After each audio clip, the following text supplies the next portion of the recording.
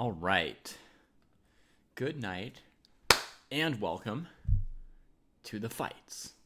It is Friday night and our friends are getting ready to do friendly battle with each other. Let's open up YouTube so our friends from over there can contribute their comments, questions, etc. Let's go ChessDojo. Friday night fights. All right. All right. So we're good. We are well on time. Almost half an hour before the games begin. Plenty of time for folks to gather around and play.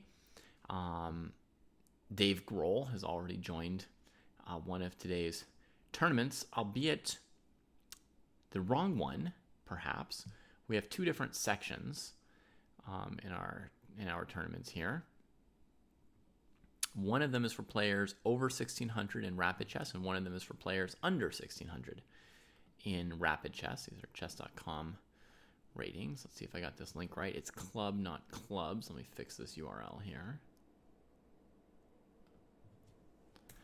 For anyone on YouTube who has to navigate to it. So basically, this is the Chess Dojo Club, and the way tournaments run on chess.com is that they run through club groups. And so this is our group on chess.com, and it allows people to join the same tournaments and get paired together. Oh, we're 6 people away from 6,000. If you scroll down, this is one way to navigate to these two tournaments. If you're on YouTube, this is really the way to go. If you're on Twitch, you can just type !fight, and the direct links will be there for you. You lost your first round in the Wisconsin State Closed. Well, just playing in the State Closed Chess Championship is great. Are you not in the dojo? It seems like you're here.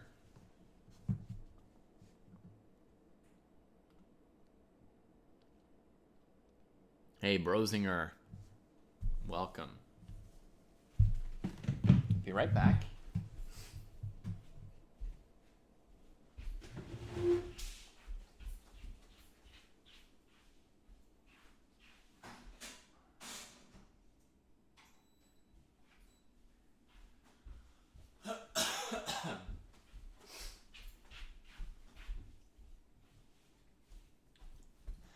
I'm a bit sick today, so there will be some coughing fits, capped off at some point by me giving up and going to bed. But hopefully we'll get a couple hours of commentary in before my voice and chest just drive me crazy.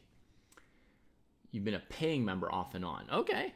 Once a member, always a member. You don't have to pay to get better at chess. I would say being in the State Closed Chess Championship is just great. No problem if you lost a game. You could win another game at some point in this tournament, right? Yeah. Do you have a goal for the tournament? That's the thing.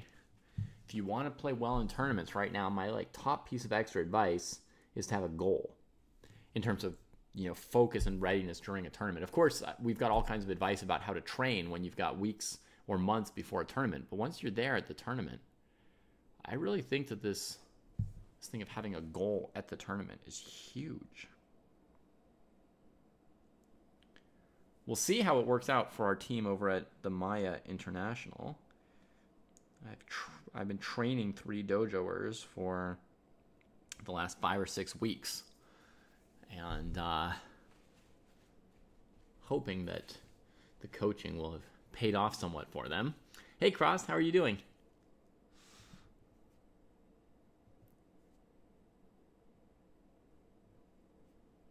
You're coughing too, like me, huh? Yeah, hoping.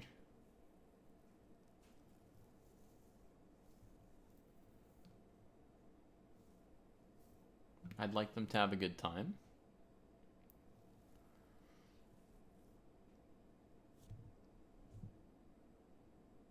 You're close to graduating. Beautiful.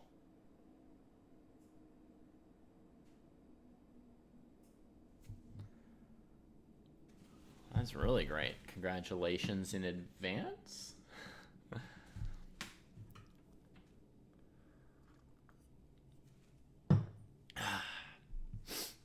Oh, I should do my duty as well, though, folks. Hang on. I'm going to go tweet that these tournaments are starting and all that sort of stuff, okay?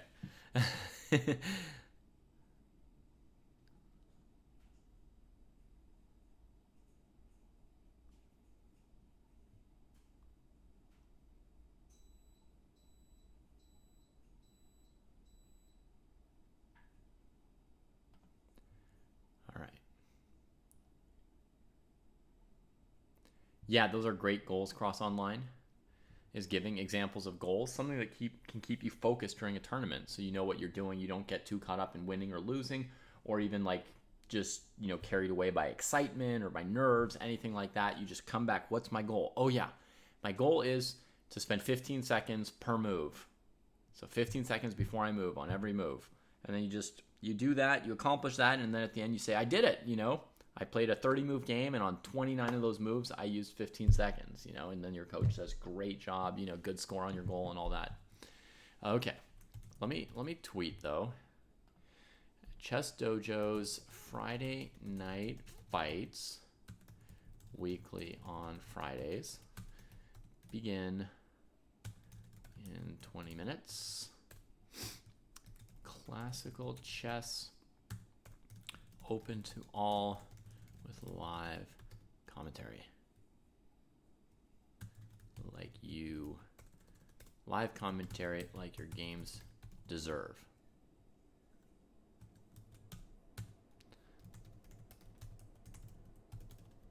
All right. I even put a funny word into that tweet. The Mechanics is a club, yes. And there's the Berkeley Chess School in Berkeley. That's a chess club in the Bay Area.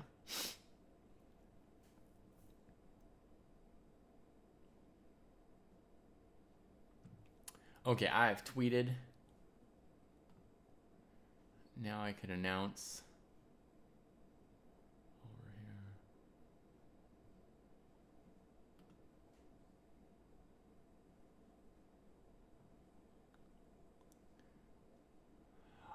I'm going to try and use Discord tournaments. Friday night fights begins in 20 minutes.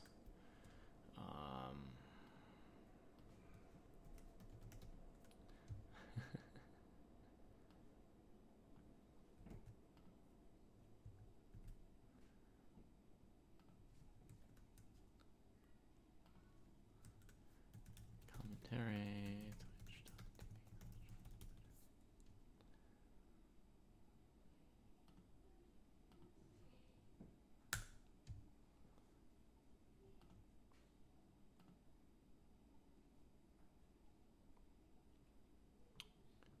Okay, now I've done all the booping that I can do, I think. Anyone can join Chess Name, exactly. That's the idea. The point is just to play one game. It'll match you with somebody the closest to you in rating that it can. And then you just play one classical game. You fight, give it all you got to one game.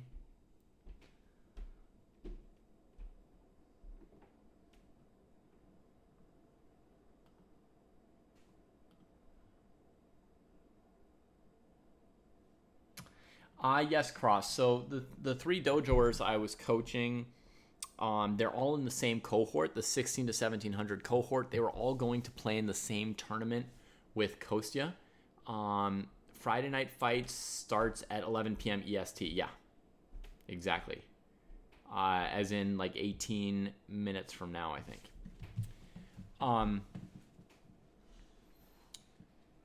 So there's three dojoers in the 16 to 1700 cohort who are all going and playing in the Maya International in Portugal with Kostya. It started today, was the first round. They've already played. And about 5-6 weeks ago, we decided to do like a little training thing with a small group of them. One of them is our marketing manager or marketing person. And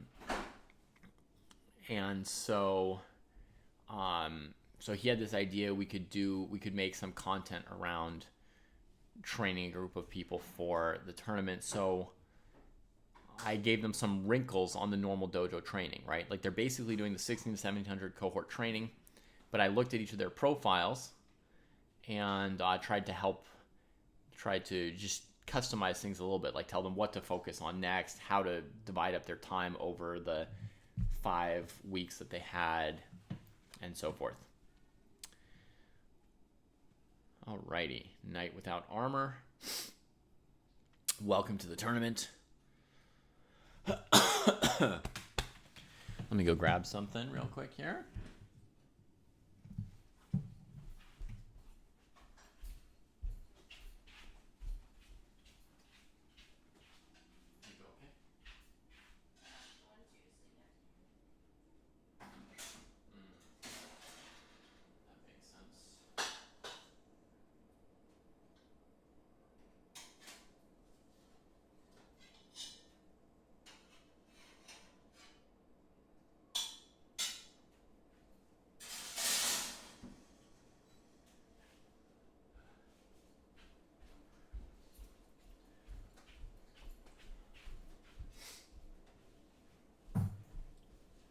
So also earlier today, I covered the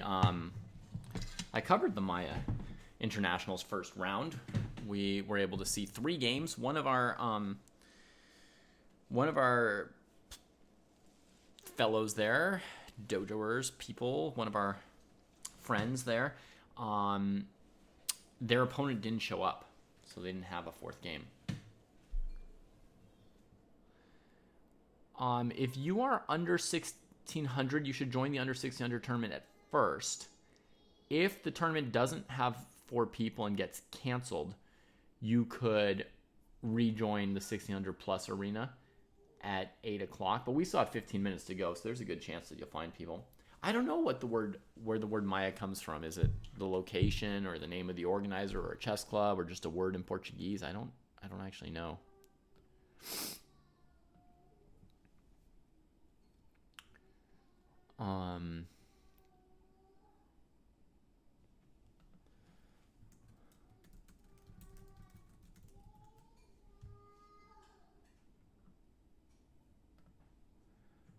Let's see. The Maya Chess Open 2025 it's played in a city in Portugal called Maya. So it all makes sense. I don't know every difference no best for the jury. I know some of it. For example, I know the 16 to 1700 cohort learns Mikhail Tal's games, and the 17 to 1800 cohort learns Petrosian's games. So that's one difference.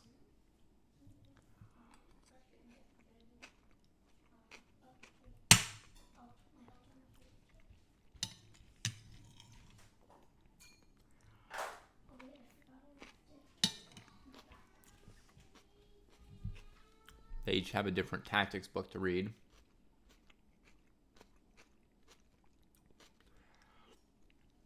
A different game to memorize. Different positions to spar in the end game. The higher cohort has a little more time on opening tasks.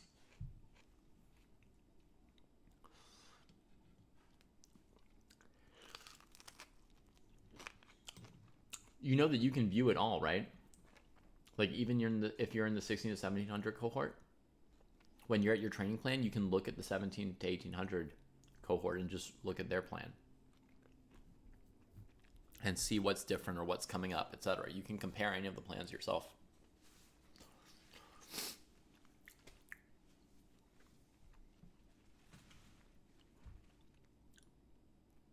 Okay, you are looking at them.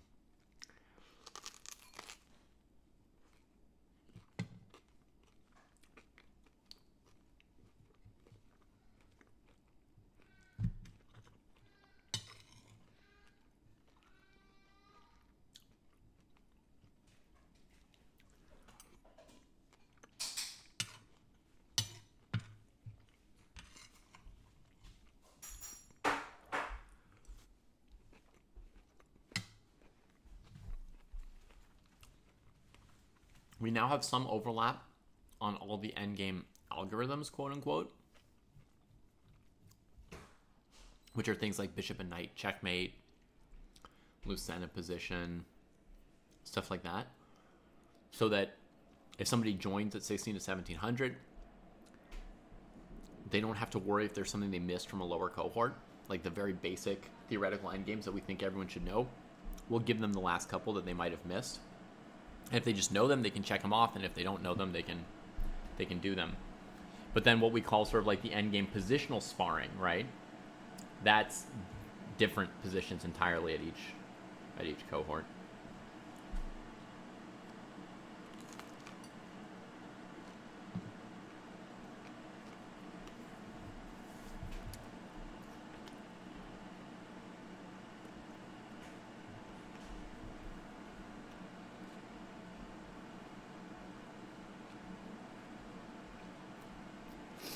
We do have multiple players under 1600 who are currently in the wrong tournament, so to speak, who are in the 1600 plus group.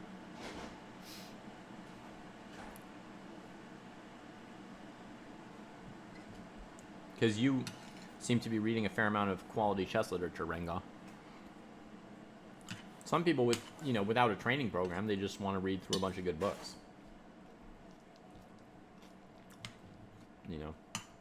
Just get the best there is of chess culture.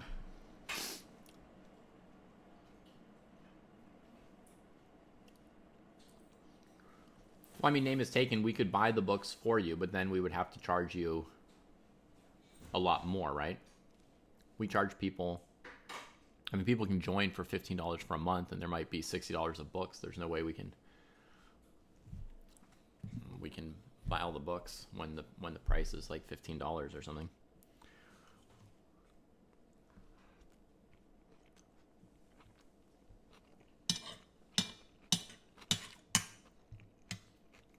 So I don't think it has anything to do with whether or not we buy all the books for you.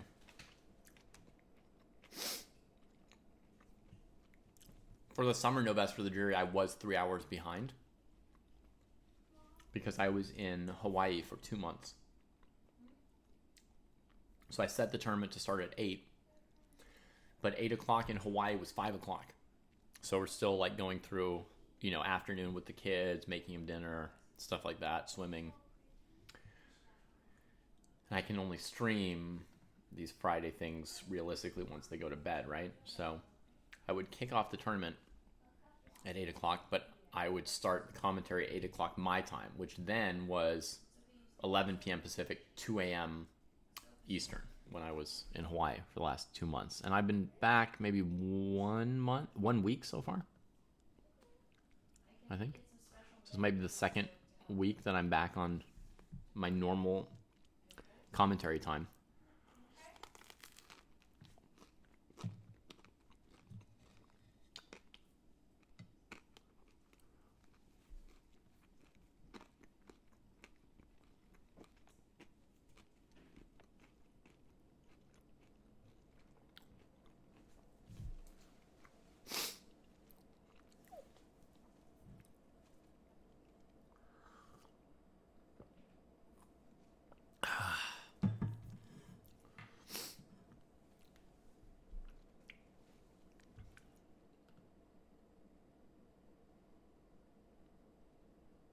You've got too many books. To some extent, no best for the jury. Another thing which I can tell you all about the training program is every 100 points you go up, the training plan is literally more tasks, more time total, more work, right? Because chess is not linear. The amount you need to learn to go up 100 rating points in chess is not linear. Right? Like the difference between what a 2600 knows and a 2700 knows. The 2700 might know more than a 2600, then the 2600 knows more than a 100. Like it's logarithmic. The density of knowledge and skills that you need at the top to move, 5 rating points higher, 10 rating points higher is just like a black hole.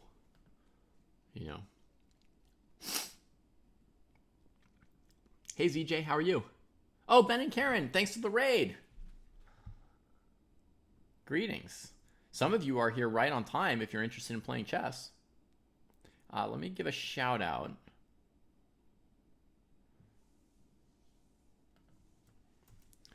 Shout out, it's Ben and Karen. Yeah, so for those of you just coming in, and wow, there's a bunch of you, and I can't even read every single chat comment fast enough. Basically, every Friday night, we have an opportunity for people to play classical chess. We set it up as a chess.com arena because that's the easiest way for us to do it, and the chess.com arena will pair people with the person closest in rating to them and just start a game for them, etc., right?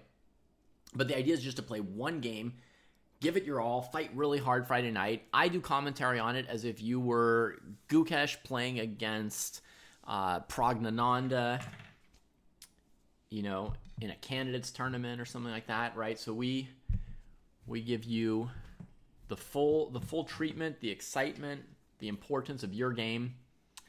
The games are all FIDE unrated, of course. Yeah, they're just online here. They will be rated by chess.com on your chess.com rapid rating. I don't know if you have one or one that you really care about a lot. Oh, you got Fen Beingold here. Classy. And yeah, you play one game, you get some commentary. You can also just hang out and watch, of course. We've got more people who watch and listen and try and pick up some tips than people playing. And every game I try and comment it at the level it's at. So you see what I mean? If there's a game between two 1100s and you're 1600, when I'm commenting on the 1100s game, you might think like, oh, he's saying stuff that's like too simple. I'm 1600 and I see more than he does or whatever, right? Maybe, but I'm trying to provide commentary that I think is most helpful for people between, let's say, 1,000 and 1,200 when I'm watching a game by 1,100 players. And over the course of the night, we'll look at a few different games. And so we'll see a game between two players rated 1,800. I'll try and provide commentary that's, you know, most targeted for 1,900 level. I also answer whatever questions people in chat have and, you know, throw in some other points and comments as they come up.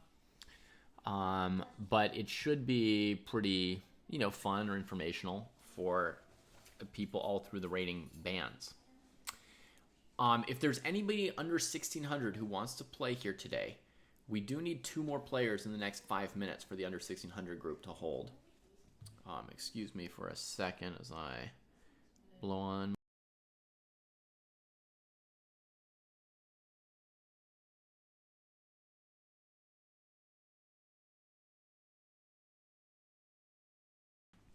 Unfortunately, I am sick, which of course is no excuse for blowing my nose, but so it goes.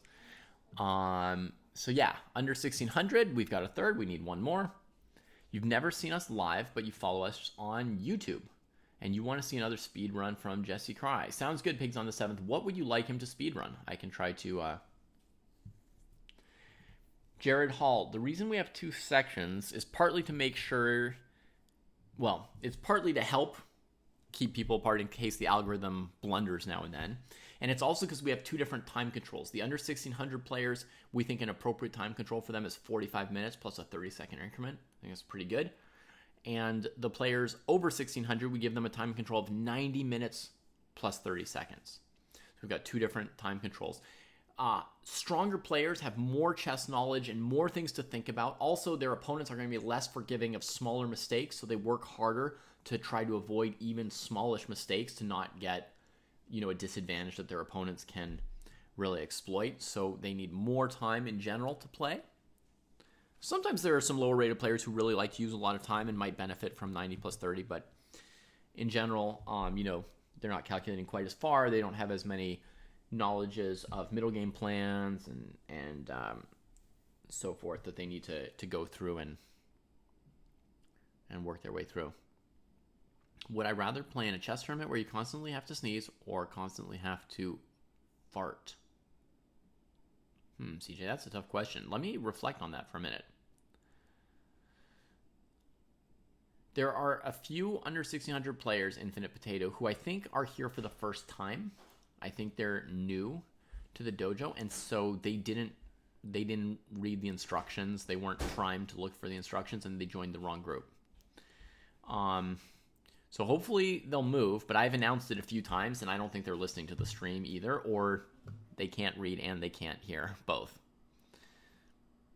Anything. Okay. So you just want anything because it's fun. We can do that.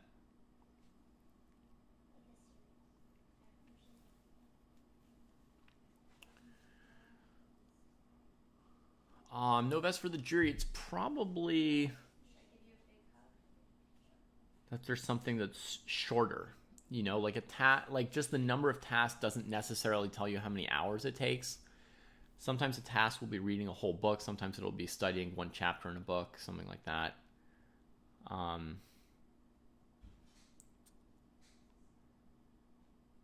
So I can go over it in detail with you a little bit later if you want, but right now I'm just going to try and make sure that everybody's ready to go and play because we have some new people here for the first time today. So with 2 minutes until the game starts, let me just go over one or two other things. If you're playing, for those of you playing, good luck, have fun. You know, we're rooting for all of you, whether I know you already or not. I have a strong suggestion that you monotask during the game, and absolutely don't listen to the commentary while you are playing. You should either mute or close the stream while you play, and then whenever your game is done, come back to the stream, chat with us. You know, maybe your opponent will be here, maybe you can talk with them, maybe you can talk to me or somebody else.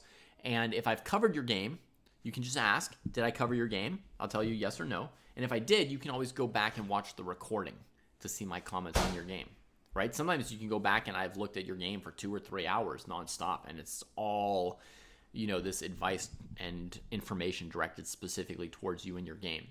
Good question from Ori Chess. Should I get a normal chessboard? Absolutely. You don't need to get a normal chessboard. Anyone who doesn't want to do that or doesn't have one, that's fine.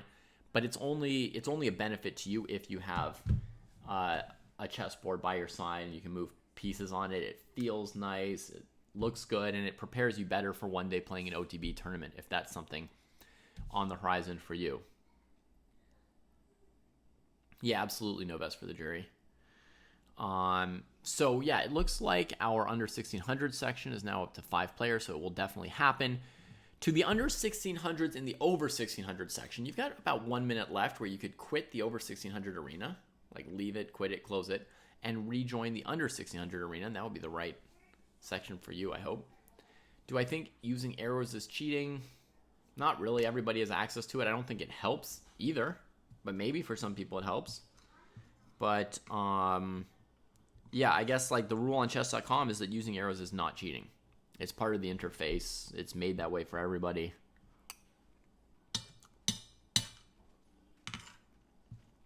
I guess to some extent, doing whatever you're used to helps you play better, right? I'm not used to using arrows, so it doesn't help me. Maybe some people who grew up playing chess on chess.com instead of on a chessboard play better on a 2D screen with, you know, some arrows around. Oh, does it hinder your development over time? That I don't even know either. I'm sorry. My guess would be you won't be able to do it OTB. So if you're planning to play OTB tournaments, it will not help you in that situation. All right. Let's see if our first games have started.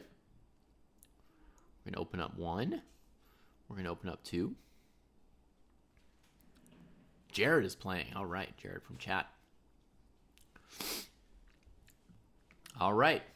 Goodbye to those of you playing. We salute you. We'll see you when your games are done. Enjoy. For those of you hanging out with me, let's enjoy as well. Yeah, ZJ, that might be cheating. True. We get a Caro. Caro's been reasonably popular in Friday Night Fights. Advanced variation from Jared. Let's see if he plays like Jesse. Let's see if Jared plays the aggressive repertoire. Jesse's aggressive repertoire is what? H4 here? The maybe called the tall variation? Oh, Jared plays it. Okay. Basic idea of this H4 move is that if black plays E6, black plays E6 way too fast. White wants to close a trap on this bishop with pawns. Oh man, you can't play that fast in a classical game. Monk e6. Right into it.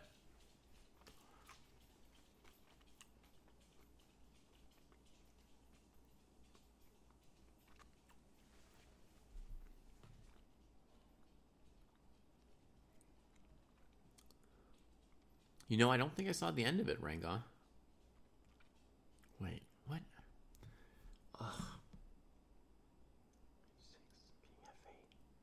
Oh, I just can't remember. Shoot.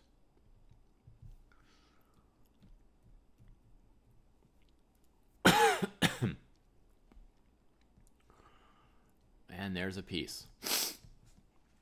There's a piece. Great start for Jared.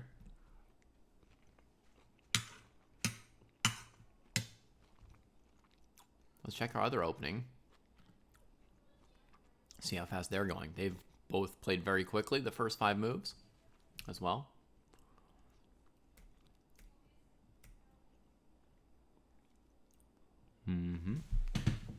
Dutch defense. Bishop b4. I like bishop b4 in the Dutch defense. This mix of like Nimzo-Indian and Dutch. The moves are designed to control the same square, and so for me they fit together quite nicely. Plus white grabs space on the queen side, so we grab space on the king side, and that can be an area to push for black.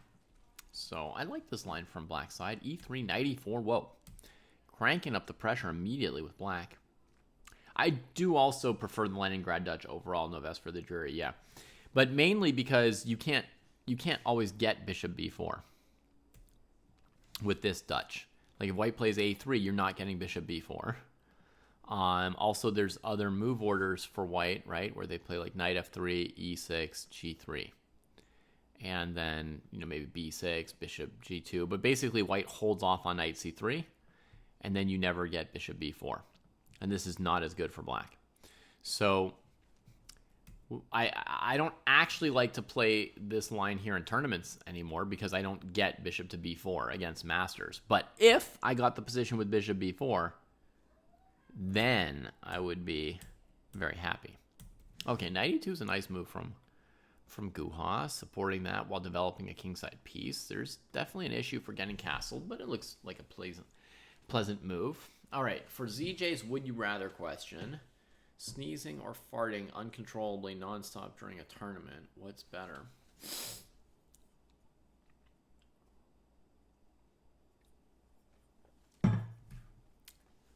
I guess farting's a little better because although it's really embarrassing and upsetting, more embarrassing than a sneeze, it's more survivable for the other players, right? If you're sneezing, sneezing is just loud by definition. A fart doesn't need to be loud, and the other players in the tournament would rather you not be making noise. I think if you can't stop sneezing, the TD might have to ask you to leave. b6. I don't know if I got that right or not, CJ. Was there an officially correct answer?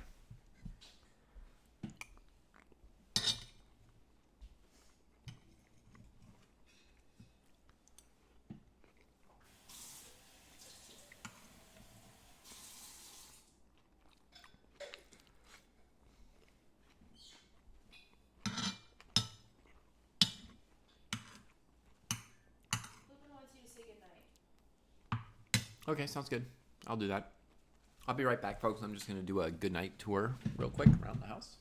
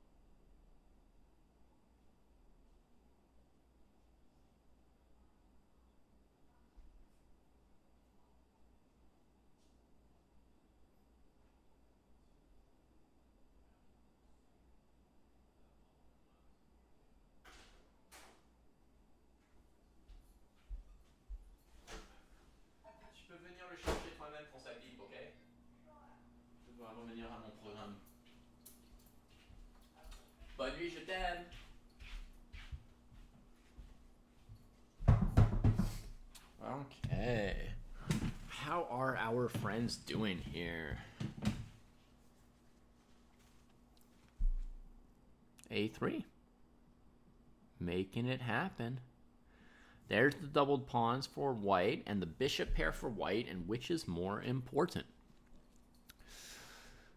Black's left with their least good minor piece, this knight here, so they have to do some work to get it into position. This bishop's going to be quite good in general on b7 here, I think.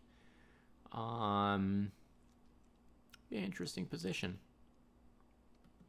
Maybe black should castle? No, because then white can develop the bishop without playing f3. But if you go bishop b7, white might choose to spend their tempo weakening your dark squares because you don't have the dark squared bishop. It's a very interesting possibility for white. I haven't seen that before, but it looks very bothersome for black. Very bothersome. Uh-oh. Like, this is a problem even.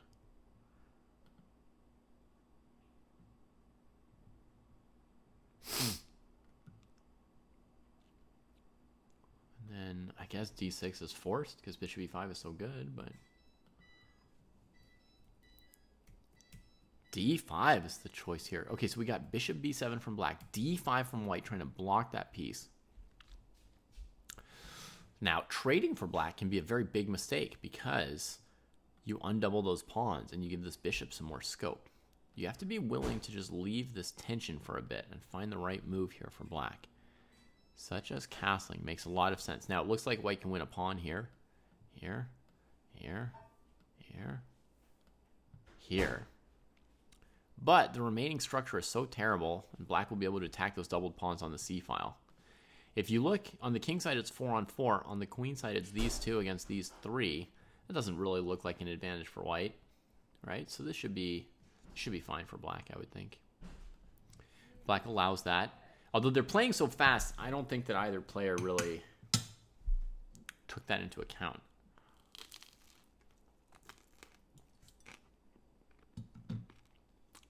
I mean, I definitely can't calculate that fast.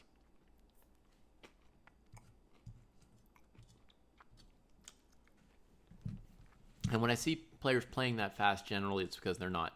It's not because they're calculating way faster than me. It's because they're not calculating.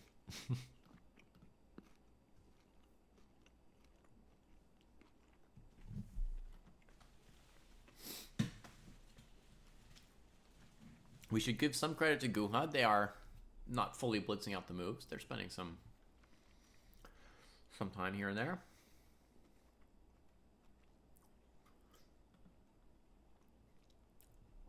This guy wants to develop. King wants to get castled. White has to watch out for an idea like g5, trying to trap the bishop, maybe. In fact, would that trap the bishop already? Let's just have a look. g5. Two directions for the bishop to go. Plus maybe fancy moves. Bishop g3. f4. Takes. The queen covers h4. That guy's a goner, right? Other direction, we go here. d6. In here. Boop. Ay. So that's a threat from black g5 here, and white traded on e6. So that is definitely going to make space for this bishop to avoid being trapped. I wonder if white's gung-ho on this c7 pawn. Or just, making sure that there's space for the bishop.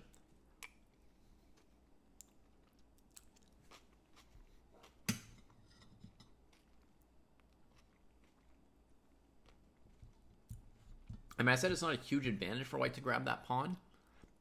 It's not necessarily bad to grab it either.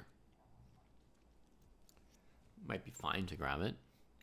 It just won't be killing. One pawn that's a double isolated pawn is not going to win the game on its own. There's a real battle left. Thanks, Ven. Yeah, that is vegetable pulao. I used to call it vegetable biryani as early as this morning because that's what the menu said, but Someone in chat told me that by definition, if it's vegetable biryani, it's actually vegetable pulao.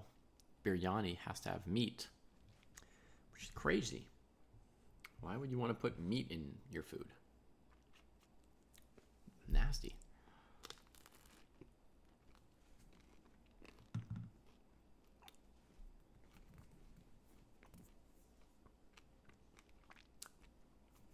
I was streaming a lot this morning, so I had breakfast at 3 o'clock, and now I'm having my second meal at 8.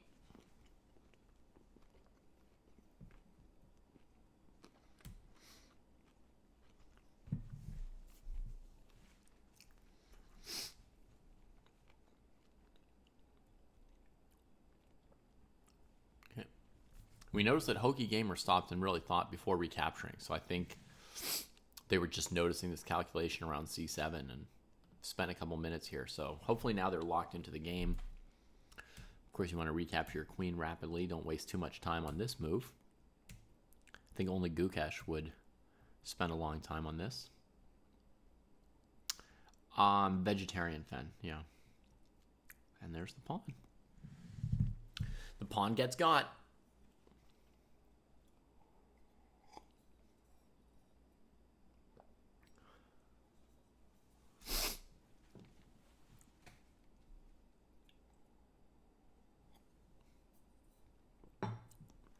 So you could go rook c8 or rook d7 here. I feel like they're pretty equal. In a game, would I kill myself choosing between them? I might. Sometimes I do. Yeah, this is 45 plus 30. They've used their 30-second increment approximately, not much more.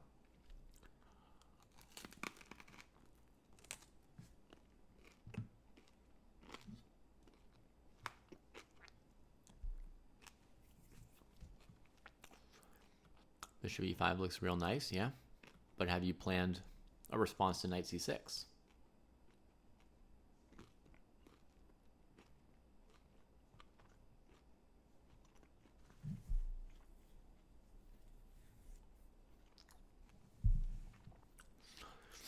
Pair, you want white to play rook g2. Tell me more about the plan you want white to do, because I don't see where to attack, or maybe you want rook g1 and g4. That might be something that you've got in mind.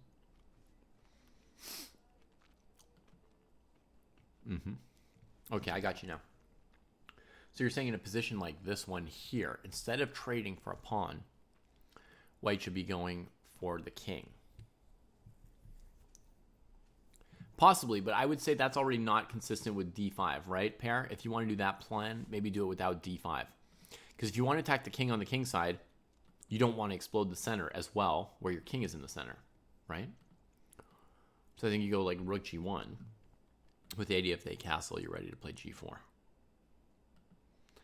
But the problem with that is black was ready to trap this bishop.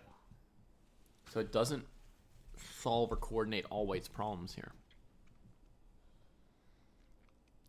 I think that a pretty good idea for white was this one that I mentioned earlier, which is check and queen here, just weakening black's dark squares more with the white queen coming in. And then you could maybe even look for an h4, h5 plan, which would be great for your rook. If you, and also for you, because you seem to want to do something kind of aggressive, pair. But once d5 is played, you know, now black's threatening g5, and the center can always open with the d pawn. So it's logical that white followed up like this, but I don't think it's amazing for white. So we get knight a6. Now the bishop could come back to e5. Now that there's no knight c6, definitely a thought. But white has an issue with how to develop these pieces. And black's planning to put this rook on c8 and then siege this pawn. And if they are successful in the siege of c4, they'll then move on to the siege of c3.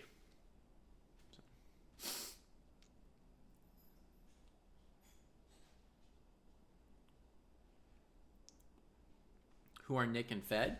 They are American grandmasters. Note best for the jury. Nick DeFermian and John Fedorovich.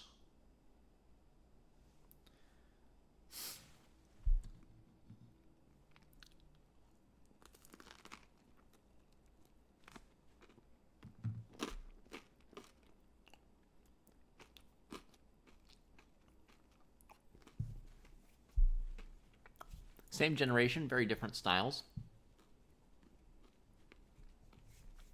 Fedorovich is a more safe positional player. Defermian, crazy tactical player. Did things like the Benoni.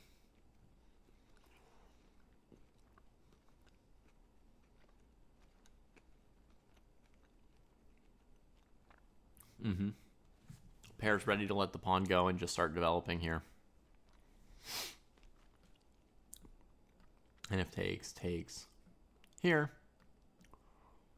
This move's logical with some pressure here and some coordination of the white pieces. Playable. It depends how I'm feeling and how chat's feeling, BB, Subaru.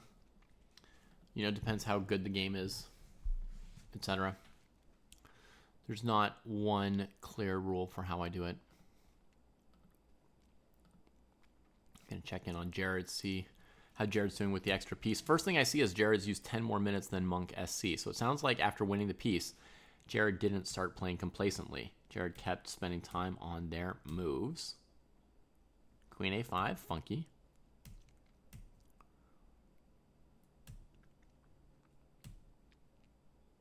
Ooh, moving away from the area where you're fighting. That's weird. I would think, maybe King F2, unpinning the knight, or Rook B1, threatening the bishop, right? So you force it to trade, right? And then maybe I offer a queen trade too while we're at it. Oh, yeah, that's a good move. It's an ugly move. I don't normally like to, pay my opponent tempi with things like this, but it's a good move because this bishop's got nowhere else to go, right? And it's threatened.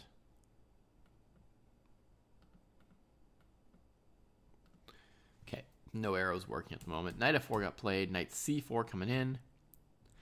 Trade is agreeable to white. Castling is agreeable to white. And we get another trade. Very agreeable to white. Another trade. Okay. Now white's got like a full extra pawn. Full extra bishop for one pawn. God, it'd be really nice if you could highlight squares. There we go. Full extra bishop. So the question is, folks, how best to use this piece? How can we make black feel our extra bishop? Anybody have any suggestions? Ooh, we're getting a raid.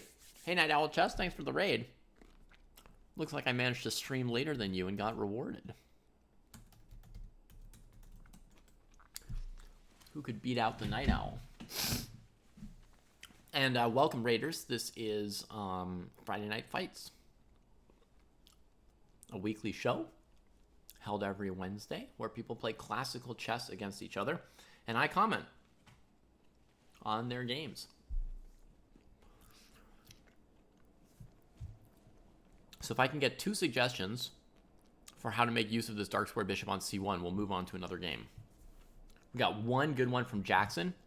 Jackson says H6. You will eliminate black's last pawn covering dark squares on this side of the board.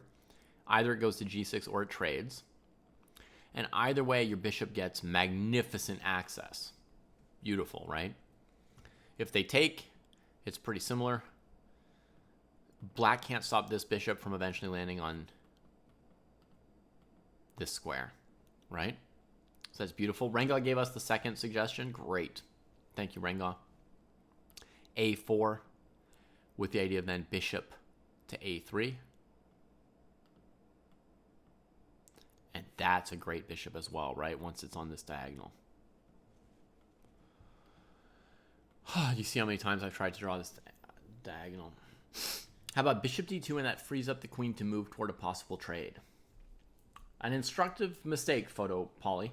That move, bishop D2, puts the bishop on a bad square where it doesn't do enough. Just defending C3 does not distinguish this bishop from black's B pawn. It's not doing a better job than black's pawn by being on D2. Okay?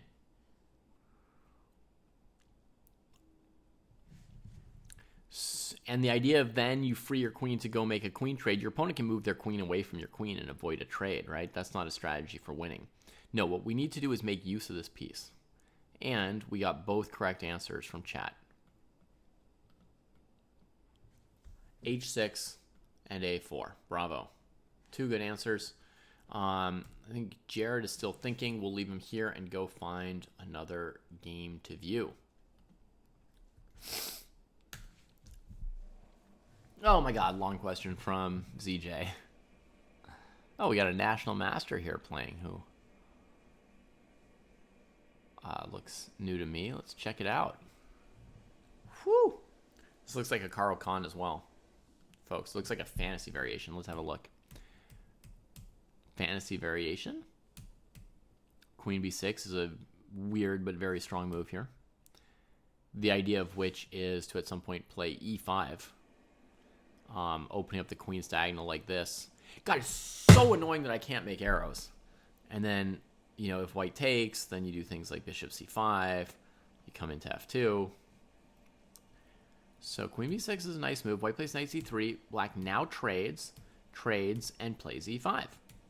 And white doesn't take. They develop the knight. Beautiful. We get a trade. Bishop develops. Bishop develops. White's looking to castle. Plays e5 before castling here. Interesting.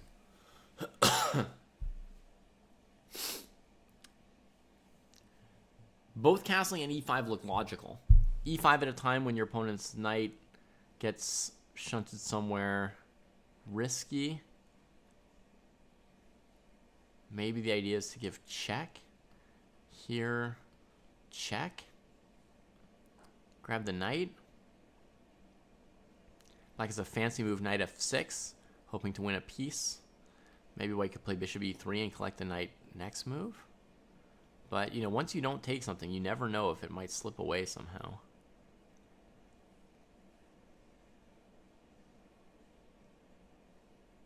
Maybe it can't. So e5, black played bishop g4, developing with tempo on the queen. She goes to d3. This knight finds a square. Very logical moves from both sides. White spending time on these ideas, and black playing mostly off of 30 seconds.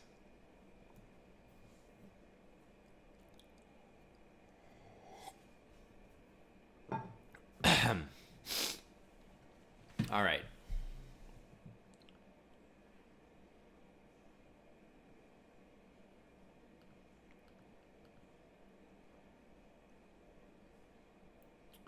ZJ's question. I'm starting to learn the Sveshnikov Sicilian as black after playing the French my whole life, but what intimidates me are all the sidelines white can play. For French, sidelines exist. They're less dangerous than main lines, but in Sicilian, they seem way more reputable.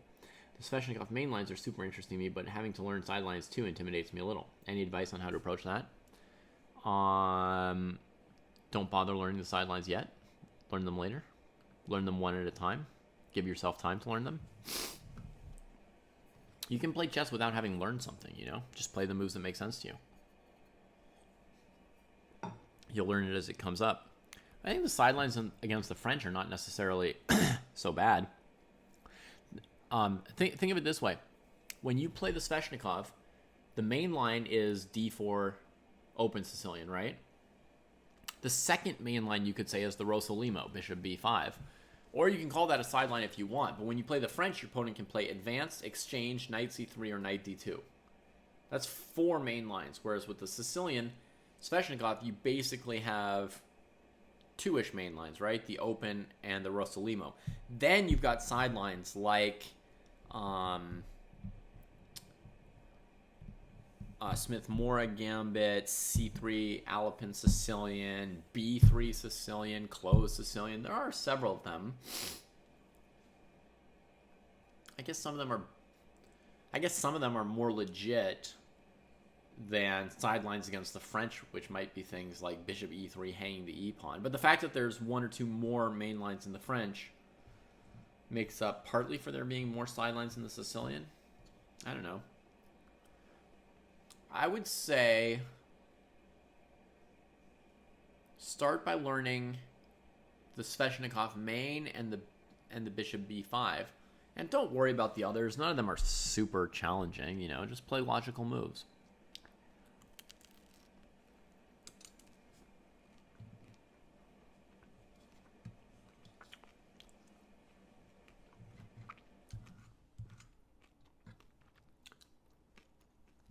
I've been playing the Sicilian my whole life, and the odds are that even though you're thinking you need to study a bunch, there's probably 50% chance you know more about those sidelines than I do already.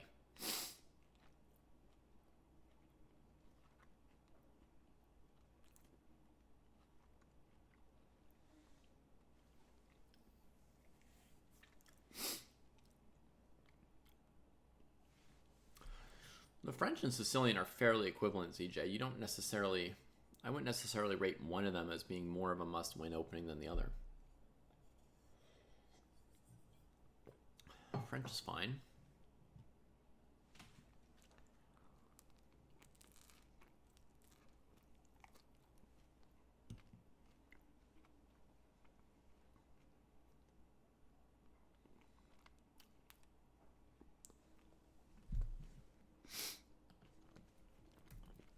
All right, what might Analysis Dragon be thinking about here?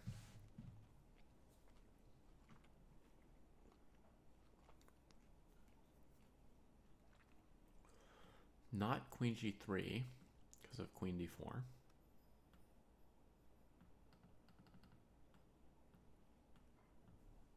Whoops. Right. Castling's the most obvious move, but it hasn't been played yet. That threatens to take on D5. Well, I could play Bishop C5 though. Oh, we just got to move. Rook F4, the knight can take. Bishop E3, the knight can take. Yeah, Bishop C5 looks very strong. I don't really see what to do about it.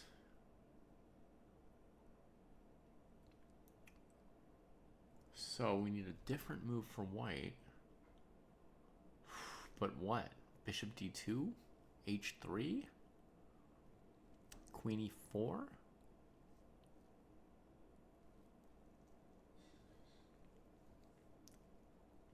Maybe even bishop takes D5.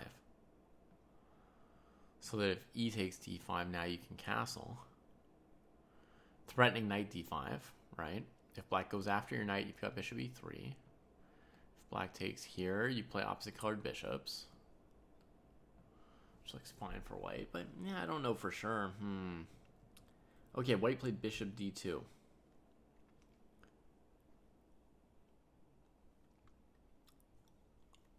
Yes, Chess with Kaori. I'm analyzing games here. They're live games. This is a live position on this one here. Let's see what else we got.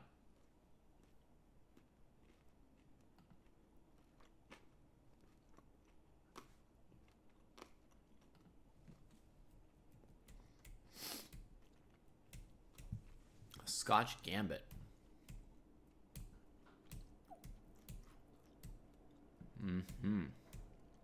White gets the pawn back. Kicks the knight. Black fights back in the center with D5. Recovers the pawn. Trade gets forced. Develops. Knight gets kicked. Bishop gets kicked. The knight gets out of dodge before it ends up getting trapped there. White develops. Bishop to the nice open diagonal. Get castled. Aggression here from DDS.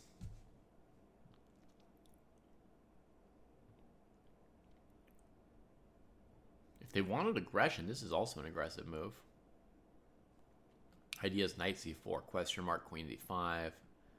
Game over, but it might fail badly to knight a5. Well, not horribly. Because I got one resource here for black. That's not terrible. Wait a minute. It is terrible. I can't win back my piece. Oh. Okay, so this is very bad for black. So, okay, bishop e7, I guess, would be the normal person move. Black went for it with h5. The bishop got tucked. Queen g5 is a candidate. Going after g2. f3 should be okay. Rook h6 to g6, possible as well. I think f3 should be okay.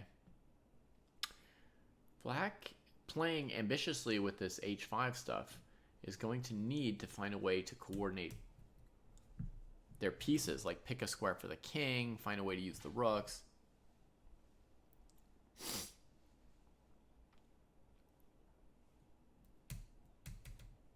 Okay, so black threatens mate in 1. Touche. White's probably going to play f3. If I had to bet on it.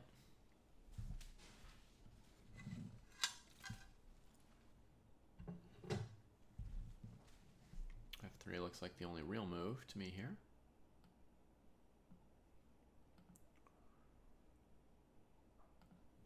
Thinking about it, what else could they do? I feel like when you put your knight on f3, your knight's just under fire for the... Oh my god. Killing me. Let me try restarting my mouse. Maybe it'll get better.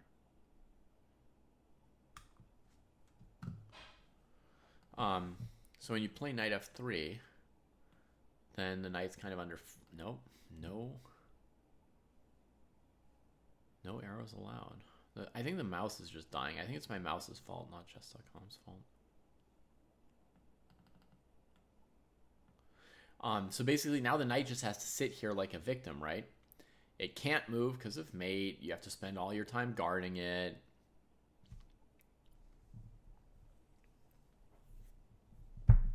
You know, you can't do anything with it. Whereas if you put a pawn on f3, you really blunt that bishop long term. It becomes less good. And you can try and bring this knight somewhere it actually wants to go, like c4 or e4, where can it do some stuff.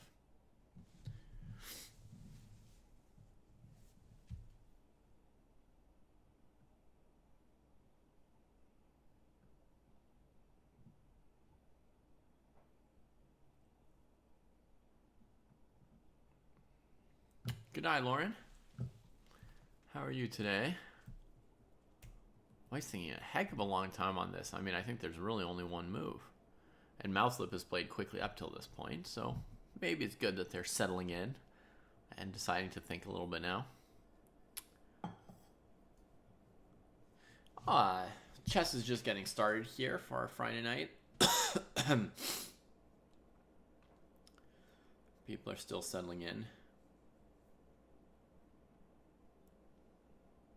We had some cool moments at the Maya International earlier today, the first round of a tournament that we're a little bit excited about because Kostya's playing there and some other dojo folks are playing there. 9-round open tournament in Portugal.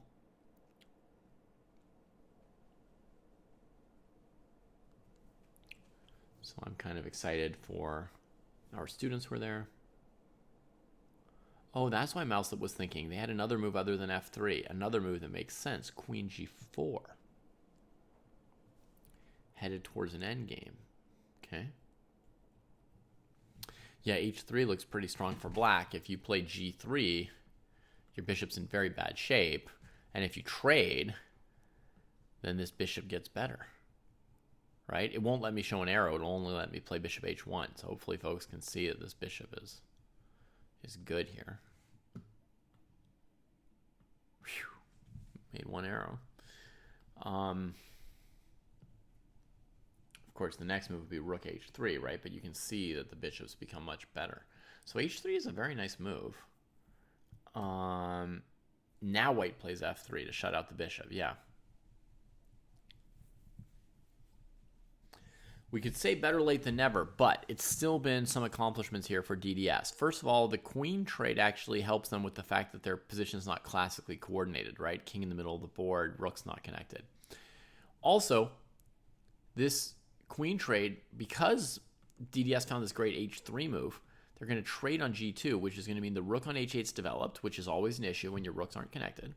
So the rook's going to be developed, and this f3 pawn is not going to be rock solid. It's going to be under pressure. White's going to have to be defending it throughout the game. I think black's position looks plenty nice already here.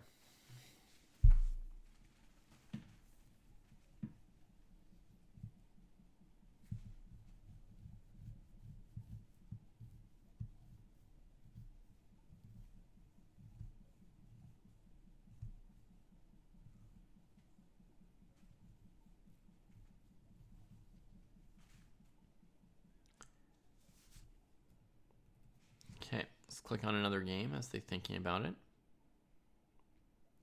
Correct, D Dark Light. I announce that every single week, but your assumption also shows a good common sense to you.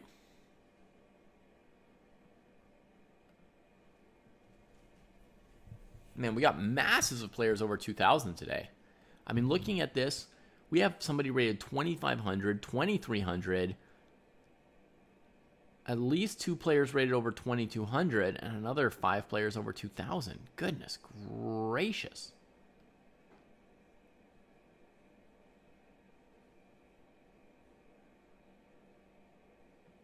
Goodness gracious. It's a scary field today. You're going to learn how to read a chess book without a board. Cool. Very cool. It's a good one.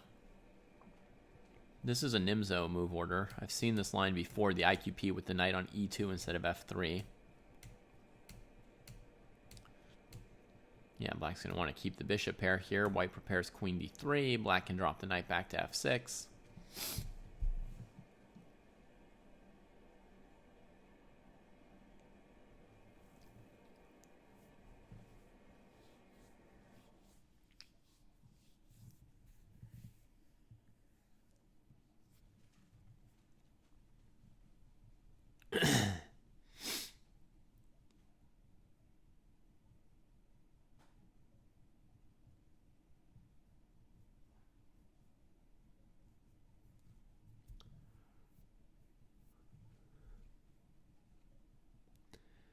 So I guess for black, the next step is getting this bishop here developed.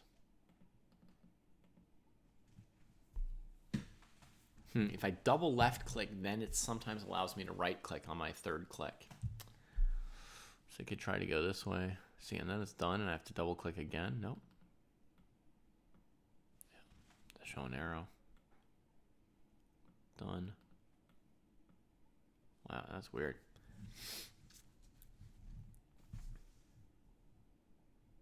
You know Wikipedia, ZJ? They're 2,200.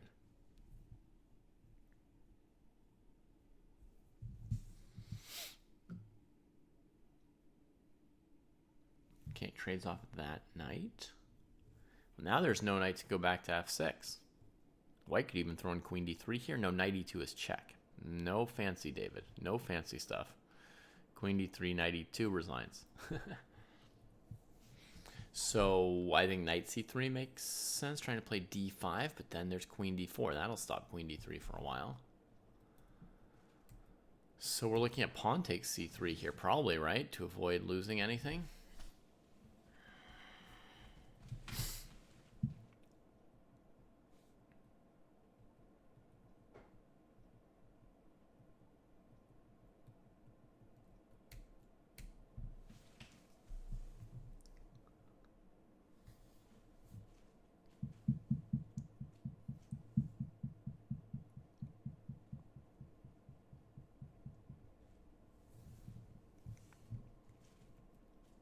Okay, we got to move in the game.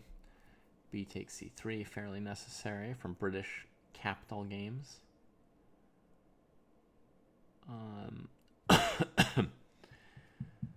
Now, black could play b6 to develop.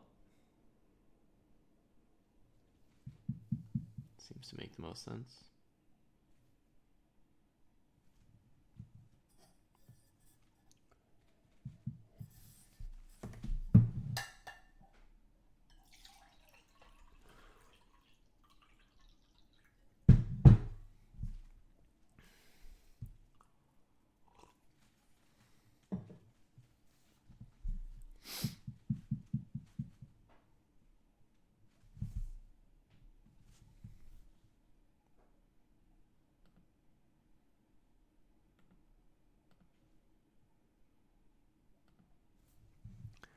Can make this picture a little bit bigger. Yeah, I can kind of see that's Judith there in the middle when you tell me.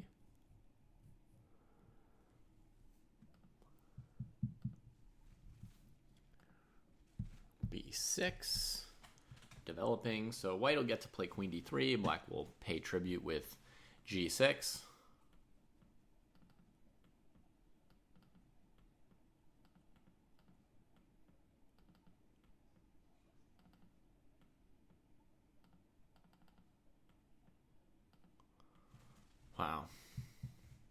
Please. Nope. All right, so black will play g6 when white plays queen d3. It'll weaken the king side a little bit, but there's no way around it. C'est la vie. Yeah, I'm using a mouse, no vest. If I do this, won't let me do it either. I mean, occasionally I'm able to do something, see?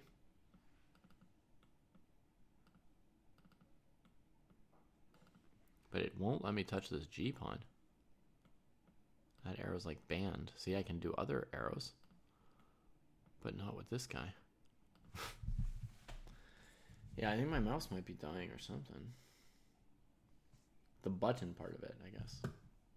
I don't know.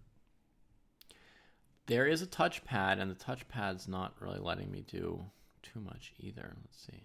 It's still got the problem with the g-pawn.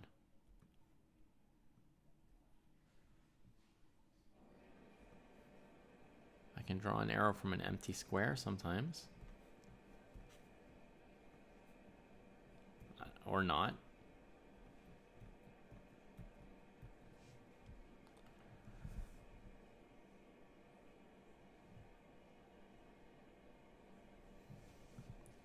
So, yeah, I mean, you might as well go queen d3.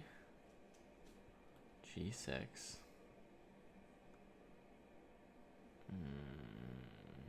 Where's this bishop best? Long diagonal? One of the best plans in these positions is to get rid of your a pawn, but black seems to have a5 covered here, so it's not really doable.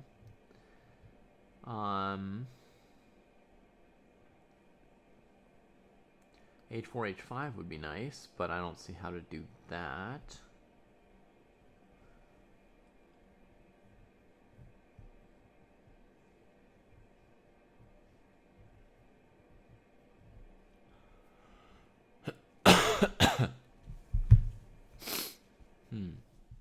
Queen d3 is fine.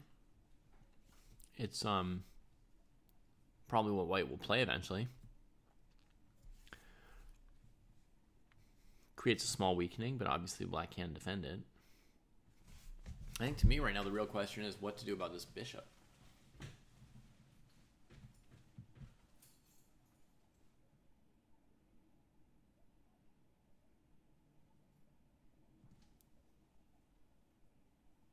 I suppose you could just stick it on h6 after g6 just to get it out of the way.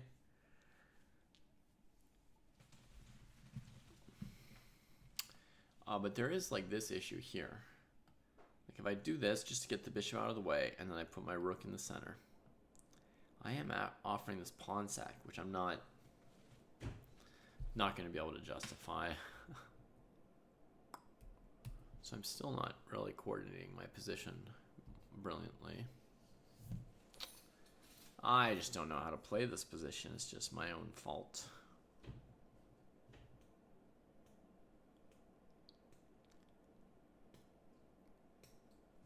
I just can't even guess what a plan is.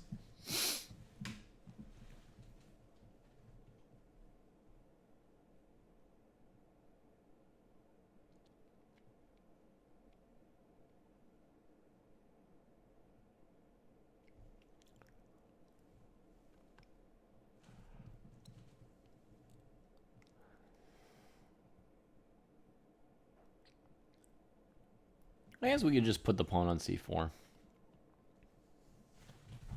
Just advance. Maybe tempo-wise we'll do this first. If they play bishop b7, then play c4. So now bishop a6 loses more time.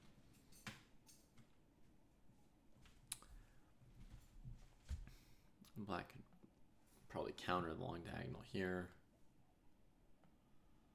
Here.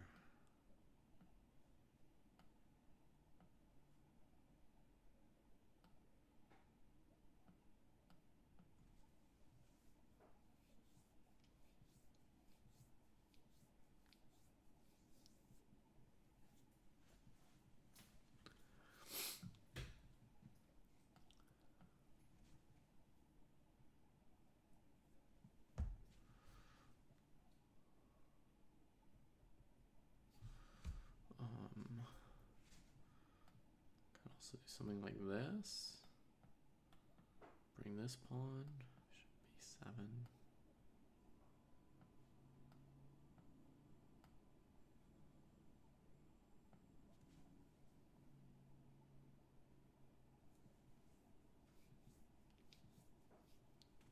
Be nice if this knight were somewhere more aggressive now. If I could go through f4, I could go for a sack, but the queen's got f4 covered. If I were on f3, I could go to g5 and prepare some sacks. You know, not finding anything amazing for white here.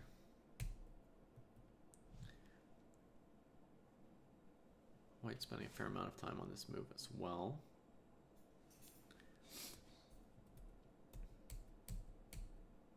Okay, they did play queen d3, g6. And then back to thinking.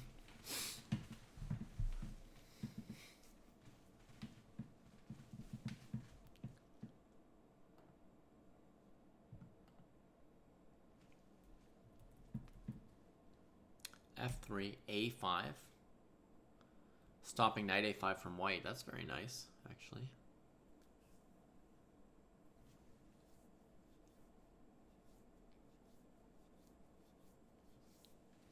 Well, the normally potential issue with this would be that if white plays a4, your rook has to sit and babysit the pawn now. It is no best for the jury, yeah. But white played knight c4, allowing the pawn forward.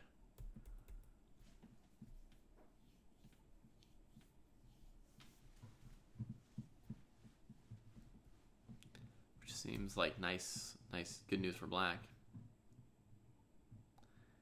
I'm not sure, Ashkill.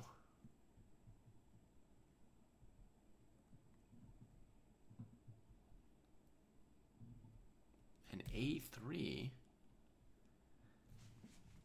to me that just weakens the b file further. Makes it harder for white to play b3 if they need to. a3.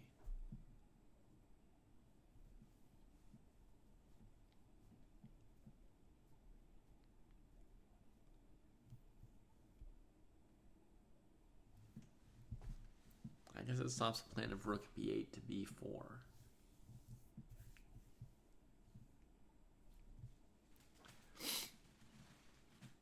If white had played a4, black had c4. Okay, let's have a quick look.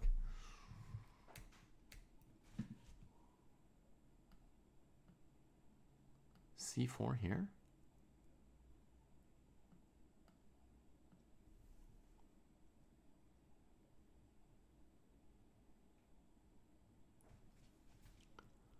Or you mean bishop d5 would have forced it through? Because black doesn't have time to control this, because white doesn't have time to control the square.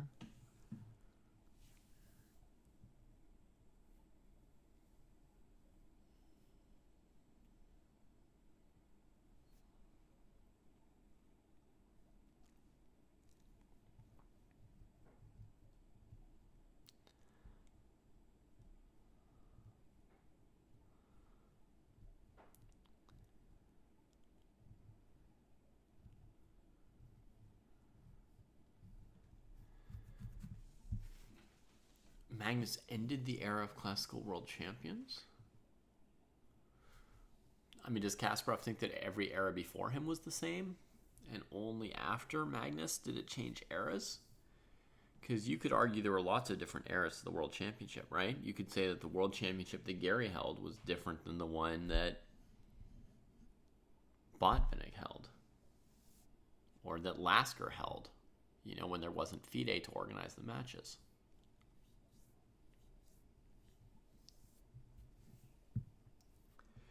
You could say the FIDE title changed after Gary himself split off with the PCA.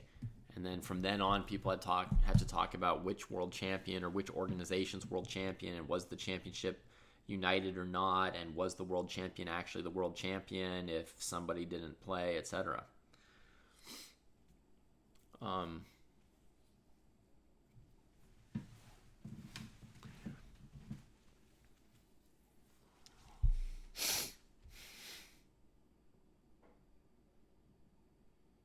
I don't really see the point of his comment yet myself.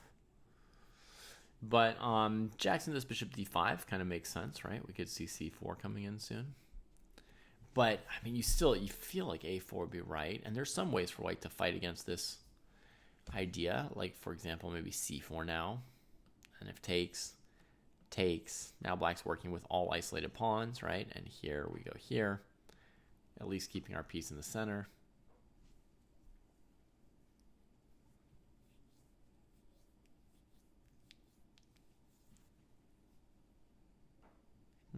Bishop c5 might win a pawn, actually.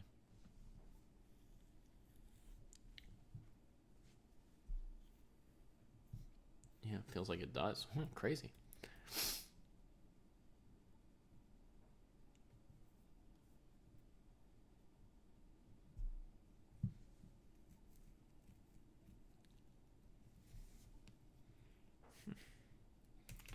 Okay, so we got knight c4, assuring that outpost square for the knight. Now I can understand why Mauslip would have gone for this, even if they saw a4, that they might have thought a4 bishop d5 was not what they wanted, that their pieces get displaced.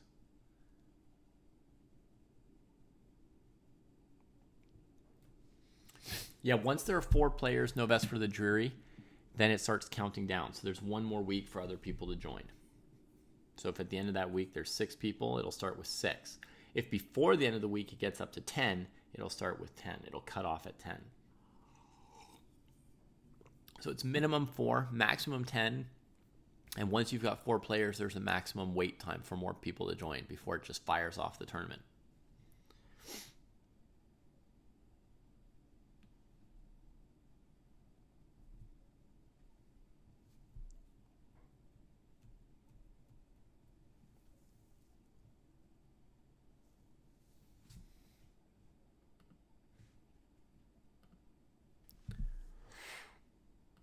All right, Jared has won this game. Good to see.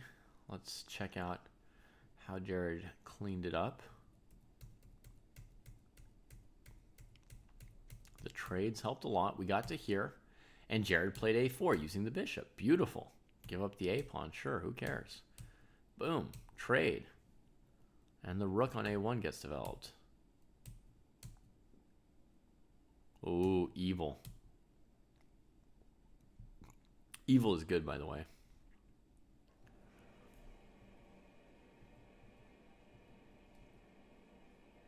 And here comes an attack. Holy moly. That was beautiful. Jared just got all those pieces into the game. No question or doubt about winning that game. And I will tell you that in this position, here where I asked, what to do with the bishop, if you don't know what to do with the bishop, a player in the 1100s can easily lose or draw this position here. It's not a guarantee in any way. But, oh man, look at that. Jared spent like 8 minutes on this choice, maybe? Good job. That was the move to figure out what you're doing with your stuff. Bravo. Bravo to Jared on that one. Okay, let's go to one of our other games. Guha and Hoki Gamer in an opposite colored bishop ending. This is the Dutch defense. Get a rook trade. There goes the bishop pair.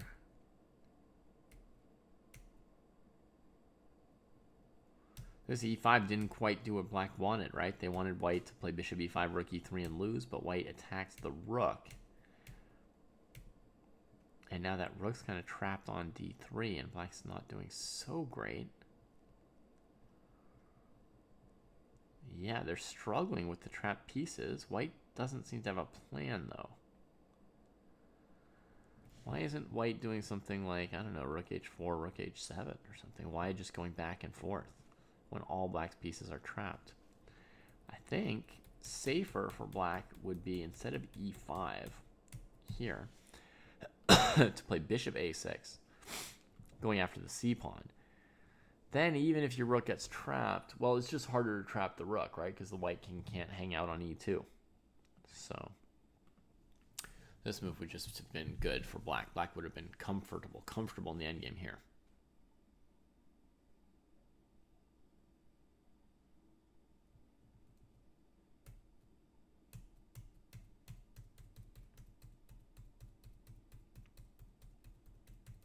Black seems to have a plan, right? They've moved the king like 6 times in a certain direction. White's rook is just bounce, bounce, bounce, bounce, bounce.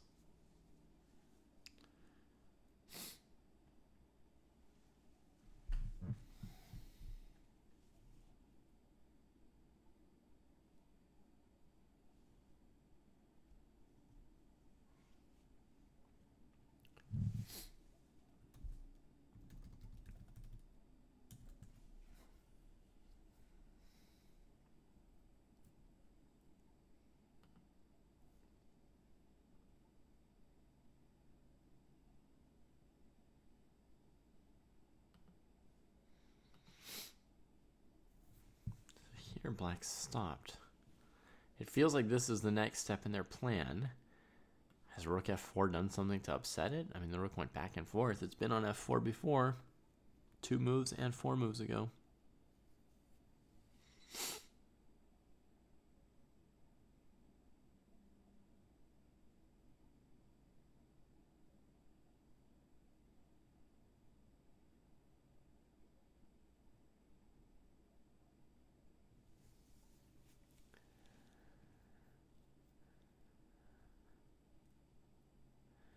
Falgray, I've got like a problem with some kind of a weird pain in my eye and maybe some kind of an allergy, so I'm rubbing my eye, and that's probably turning it red or weird. But no, I slept fine. I don't actually feel tired right now, just in pain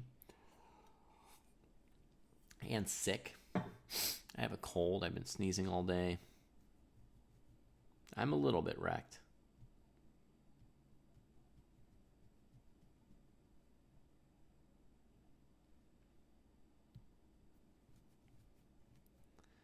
It itches and it hurts when I touch it.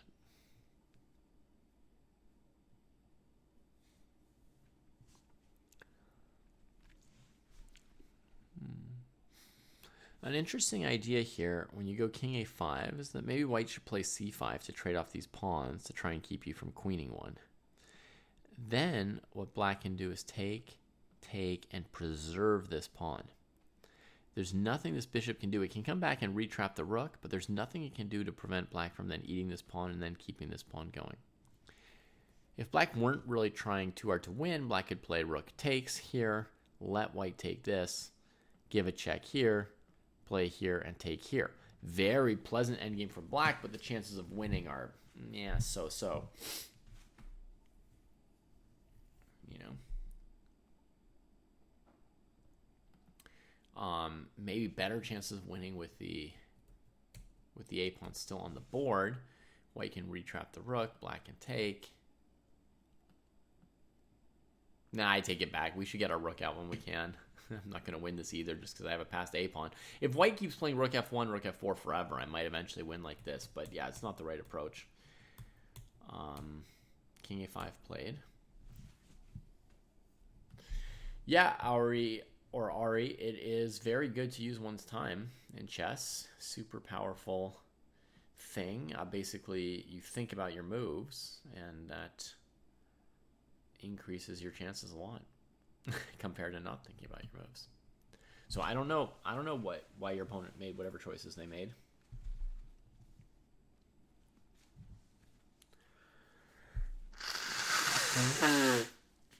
Excuse me.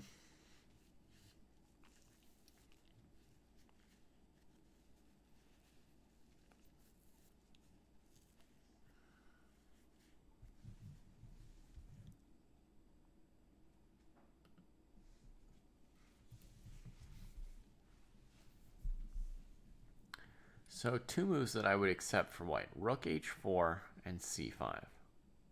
But if white keeps playing rook f1 to f4, at some point black will have the advantage. Even with that trapped rook, I think.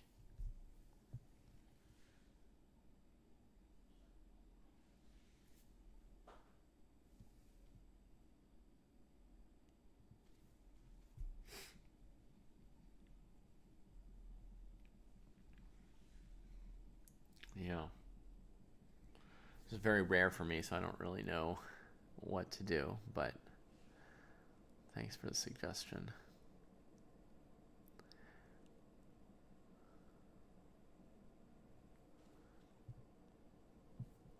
In the past, when I've had like a mild irritation or allergic reaction, just washing my eye with water and leaving it alone has been enough, but it's bothering me more today. Your pet peeve is seeing your friends and students play fast, blunder, and then when they're in completely losing position, start playing slow and thinking, like, why didn't you do that a few moves ago? Yeah, there are people who play really fast. There are other people who use their time. There's not a really consistent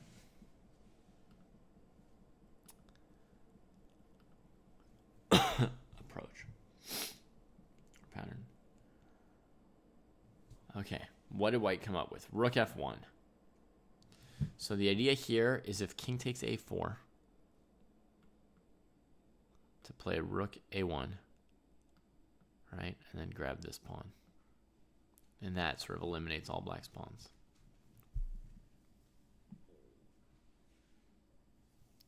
Hey, gefilte fish.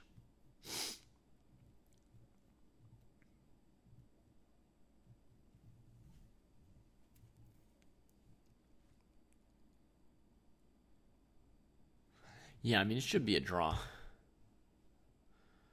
At this point, no one's really making progress. White would have had the advantage if they'd played rook h4, h7 a long time ago. But now it's just whatever.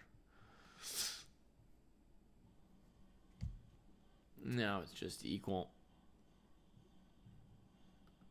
So let's click on one of the other games we were on. This is, excuse me. This is the fantasy variation, Carl Khan.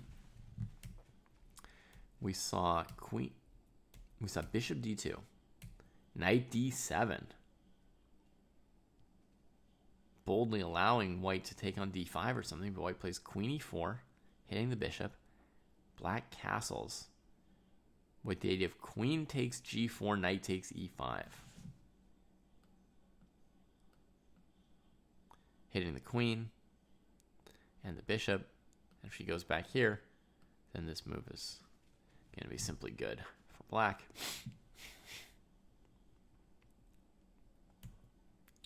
So now white traded, and black plays knight e5, leaving that bishop on the board. Holy smokes.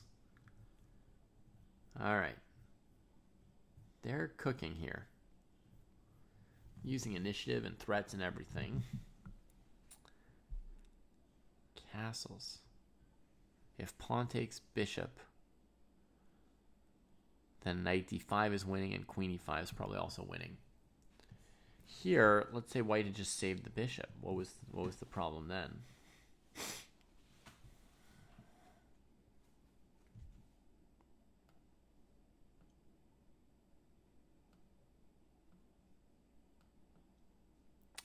Maybe something like this. And if you take here, there's queen d4 among other moves.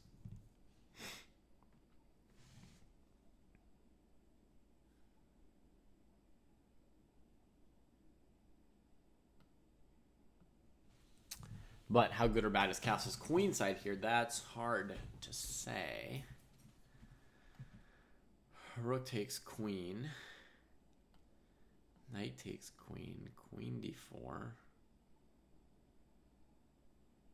And white loses-ish.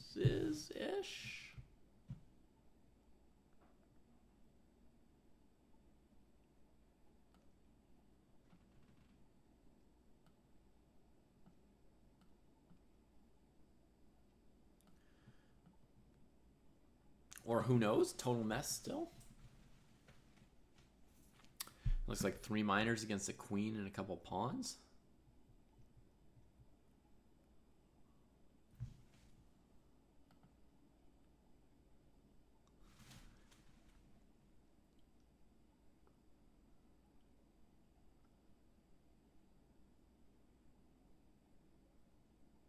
Rook b2. Oh, rook b1. Yeah, I see it. Yeah. Rook b1.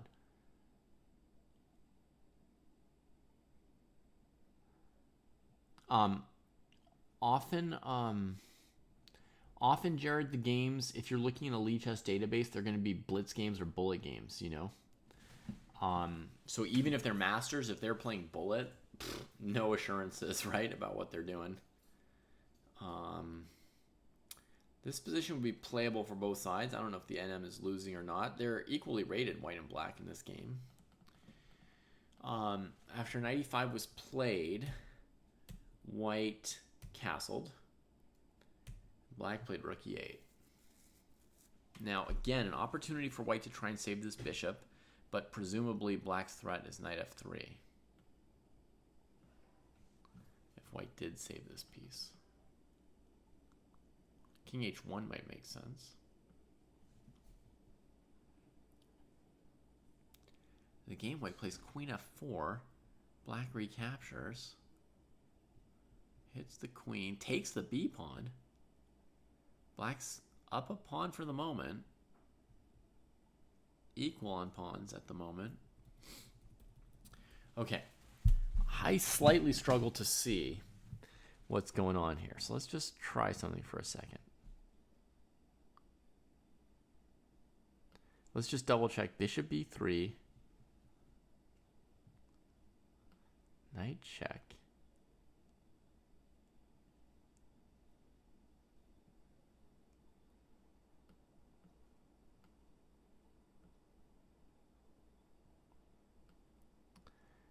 And yeah, black's just winning, whatever. So this is sound. Now king h1 makes sense to me here. Is there a big threat then? Now this move would be kind of silly, right? Black's just giving way too many pieces. White's just got all the pieces on the board. So king h1, maybe pawn takes, knight takes.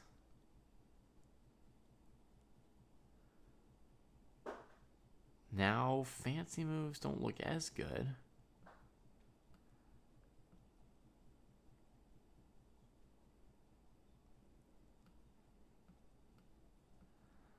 Because, for example, white ends up with an extra rook.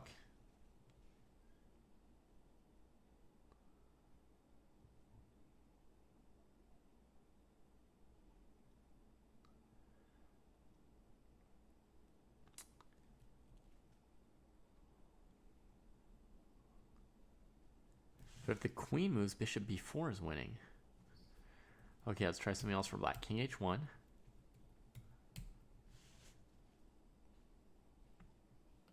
Bishop takes.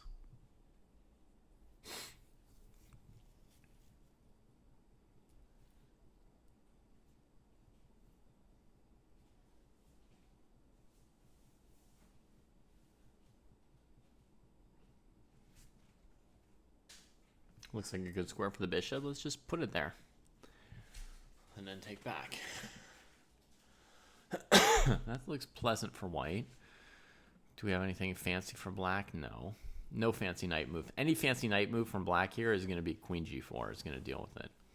So this is just pleasant for white, this position here that was available. Like black might have some very specific sequence to stay close to equal. But there's definitely a chance that white's slightly better here. What is? The machine? Yeah.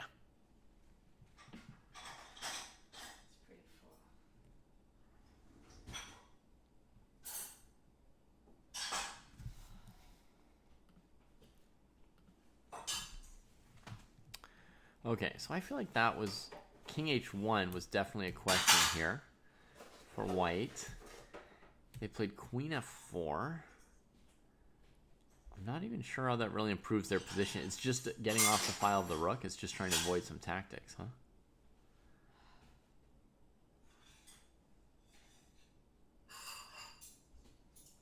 Yeah, I guess so.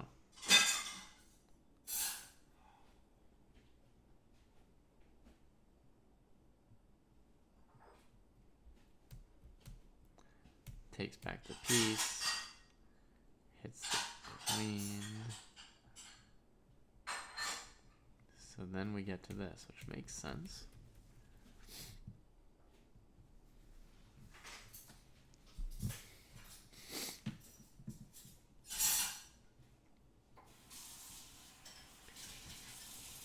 Now, knight f5 is the big tactical question. I guess black has queen c5, huh?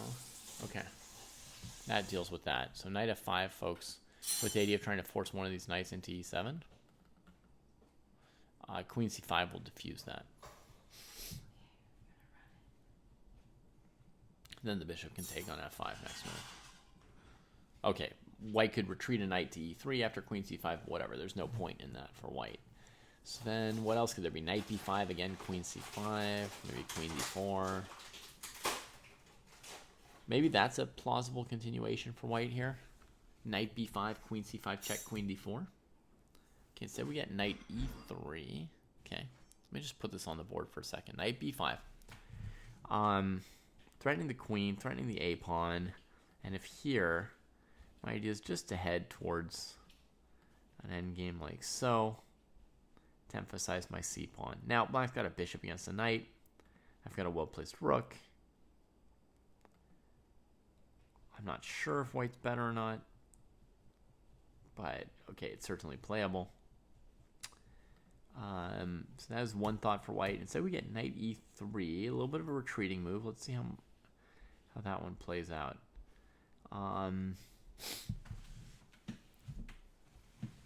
Black could play with rook d8. Black could just keep the bishop. Maybe if black keeps the bishop, white could grab the pawn. Maybe. That would be pretty risky. White's got, hanging piece, barely defended piece, hanging, undefended piece. Attack here. These knights are both dangly. King on the same diagonal as that rook if we played rook a7. So bishop c8, rook a7 would be very, very optimistic to think we could get away with that. I mean, there's some chance we maybe could. There's knight c6 for black. That doesn't look good for white. That might be the end of it all. Simple move. So, rook d8's been played instead, so it's a pretty simple move. If white goes knight g4, black's planning to recapture, threatening h2 and leaving the threat on d4. And that looks more or less winning for black, right?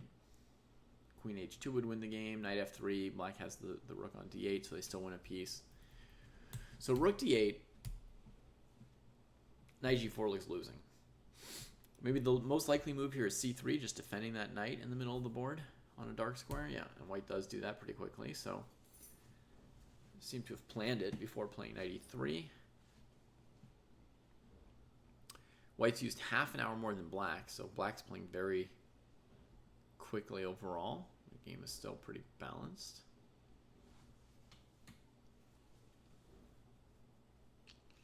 Now against bishop c8, I could maybe see the move rook a7 coming, now that the knight on d4 is so secure.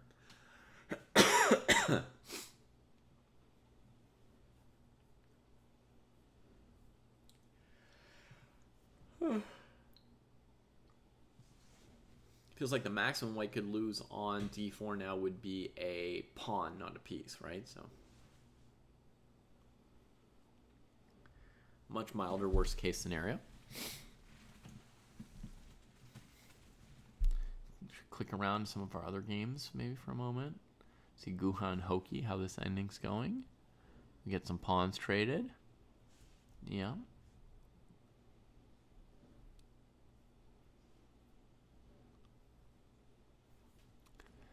Black's move order here is a little bit risky because white could take here, and then they're up a pawn and the rook is still trapped. So white's move order is black's move order is a bit risky.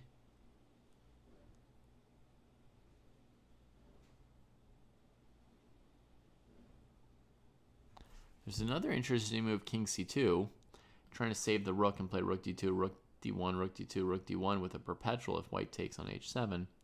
And if the rook comes back to chase our king out, we attack it, and then when it moves somewhere, we just go back in. That might have been more prudent for black right here. But they took on c4 in the game, and white doesn't take on h7, okay? Lucky for black there, I think, a little bit, because now the king can get back to b3 and c2 coming up.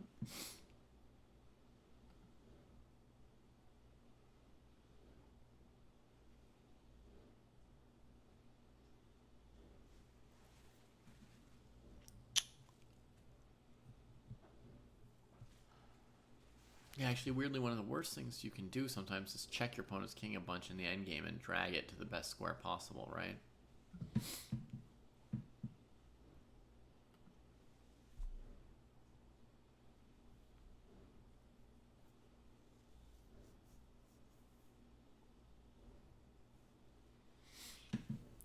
But I do feel like this idea of bringing the king to c2 is the priority for black, because the endgame's not going to work forever with that rook trapped on d3 that just can't move anywhere. You got to bring it. You got to get it back out of there. That's the priority.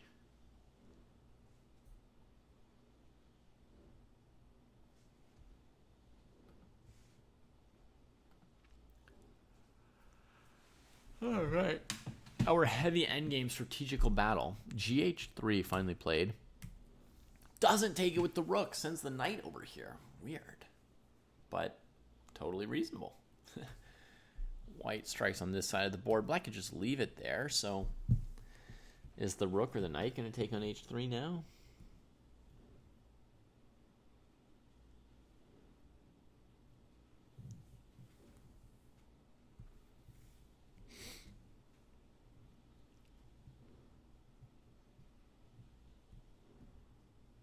I think knight h3, bishop g5 might make sense for black. Feels like we could maybe conquer some squares in the middle of the board with that, right? Here.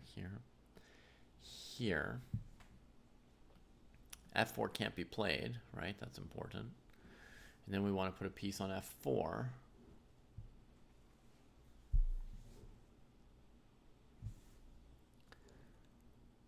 Looks slightly pleasant for black.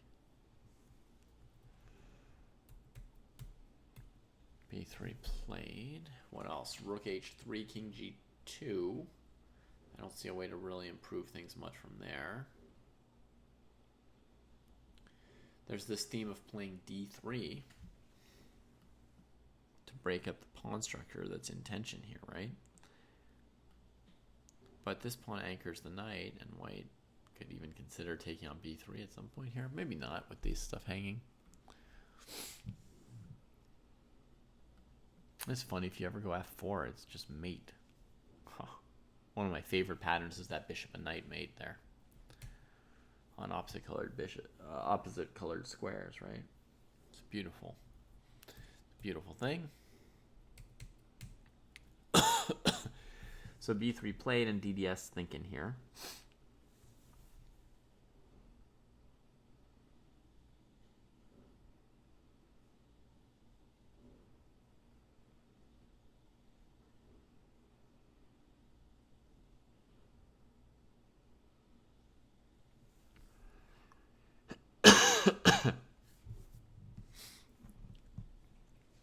Sorry, still thinking. Knight h3, bishop g5. I like it. Another sort of normal-looking move to me would be king d7. Just coordinating the rooks. That would introduce ideas of rook h3 and then the second rook coming over. Also, your king can just come defend the c-pawn, the bishop. It could attack the e-pawn later in the endgame. So it's just a slight improvement of the king. So that's like a clean move, king d7. If knight h3, bishop g5 doesn't achieve anything, then it could make sense to just play the king move.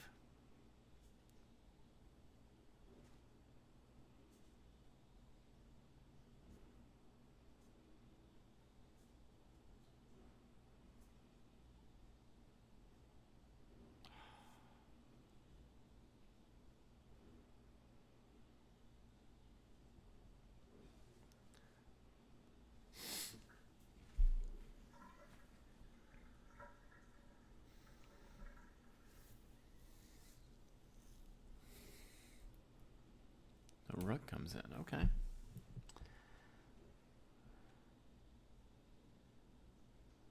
So that threatens to take on f3, right? f3 is now attacked 3 times and defended twice.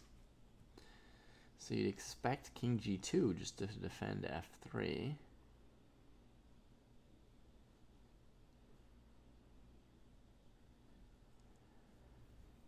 And to me, then, king d7, rook ah8 might make sense. I'm not sure it does achieve much.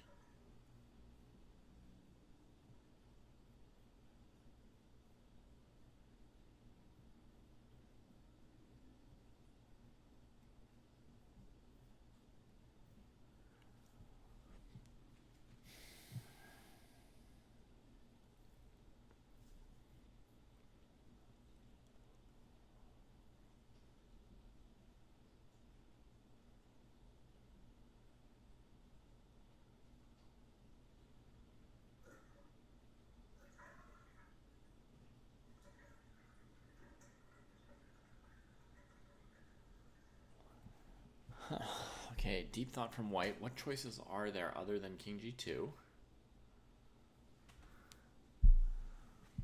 This is attacked. Just makes sense. Gefilte Fish says king d7 might be too slow because of this move. I was planning to put the rook here.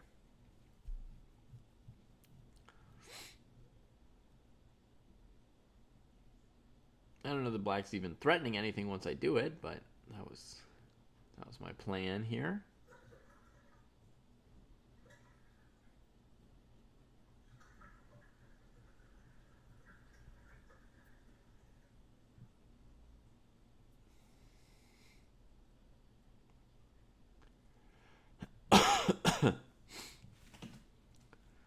Yeah, it's not really clear how knight g5 helped black here. Because if we think about it, when the knight was on e6, there was already the bishop g5 to f4 plan, right? Like, black could already have done something like this if they wanted to. I guess maybe white could have played f4 with the king here. Okay, so we got knight g5, b3, rook h3, king g2, king d7, bishop f4, rook h8. And here, I think, is the position where Jackson's wondering about taking on a4 for white. There's some interesting possibilities around that move, Jackson. One possible move for black is knight takes here. Knight takes, bishop takes, hitting the rook, maybe a rook here. And we could go all the way to a minor piece ending.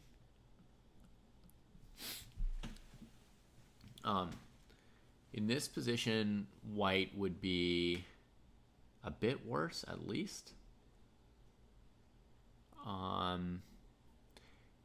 Those A pawns are not that dangerous because of the bishop pair, and honestly, the king's like well within range of them. And what black wants to do is go after this with the bishop, I think, to try and make a strong passer. Knight g5. Maybe we will let the knight take on f7.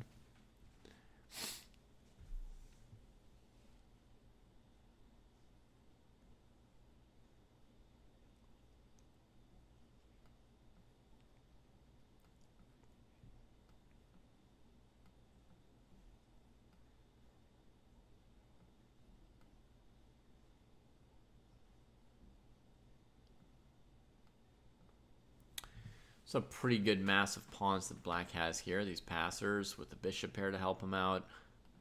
So it looks very powerful for black, that position there.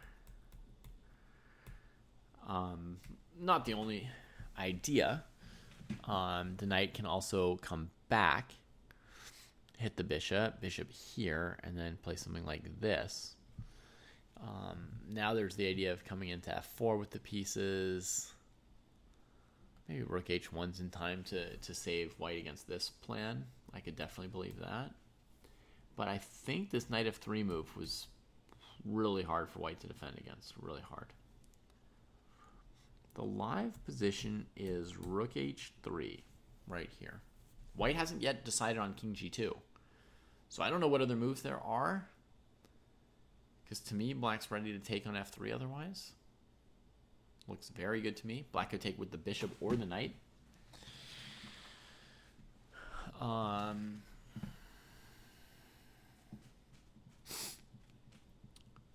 don't really see anything else for white to do other than king g2 here.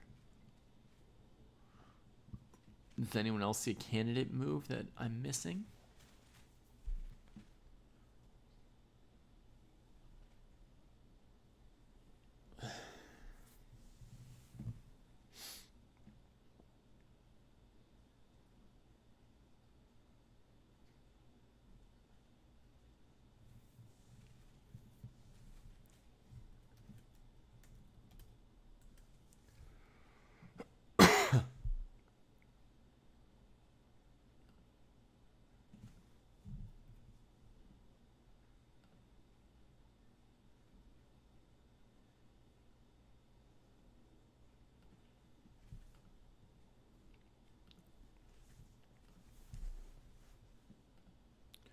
Queen g6 played.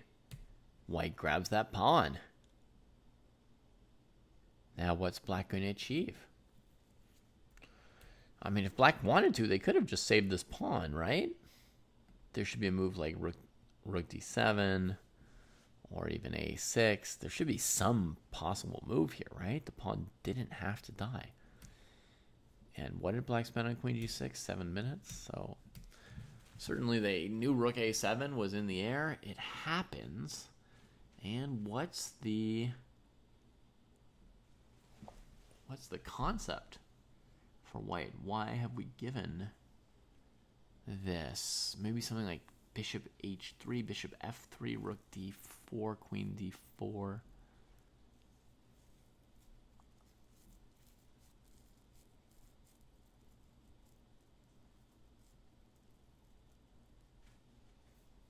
The knight on e3 covering g2, I don't see any follow-ups to any knight f3, bishop f3, rook d4 kind of move. I don't see anything. Bishop f3, at least white can't take, but it doesn't threaten anything. So white could play something like rook f1 against bishop f3, right? Or if they feel black's doing nothing, they could play a4. Just wander quickly to a6, you know, see what kind of pressure that puts on black. So h5 from coalesce net. So that pawn could be headed to h4 and then h3. White could play king h1 if they want to be able to play h3. If they let the pawn go all the way to h3, it's going to weaken the f3 square, right? If this pawn gets here, it's going to weaken this square here. So doesn't f4 allow mate in 1 gefilte fish on that other board? f4 knight h3. Oh no, because the rook already went into h3 itself. Right. Okay. But f4, oh, it attacks the knight. So if black plays something like rook takes b3, you play f takes g5. If black plays rook g3 check, you take with the bishop, and then the king has h2. Okay. So yeah, maybe white could look at f4 a little bit. Seems like madness, but maybe.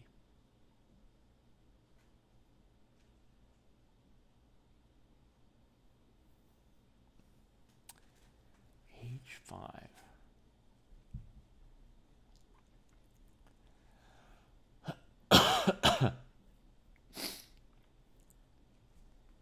I mean, what if we ignore black just a little bit? Now they come here. Now we trade it. They take here, maybe looking at h3. We just flex the queen trade since we are... Actually, this is also threatening knight f3 for black, right? So we get off of this. We flex the queen trade offer. The a-pawn's the biggest factor on the board at the moment. Queen's got to defend the knight if she avoids the trade. So maybe queen g5. And then... maybe even rook e1. Rook e8 could have some devilish tricks. Might be risky to get involved in that. This might be h3.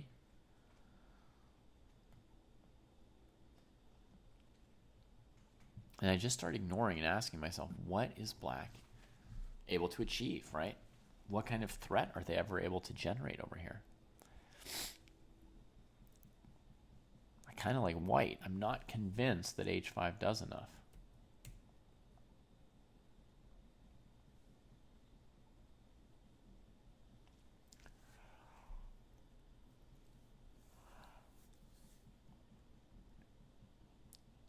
Okay, so basically I can stop the pawn from getting to h3 without playing king h1. If against h4, I'm willing to trade the bishop on g4 and then I can play h3. So I feel pretty safe pushing a4 for white here. I'd feel less safe if it were a game and I were thinking, you know, I'd have some worries.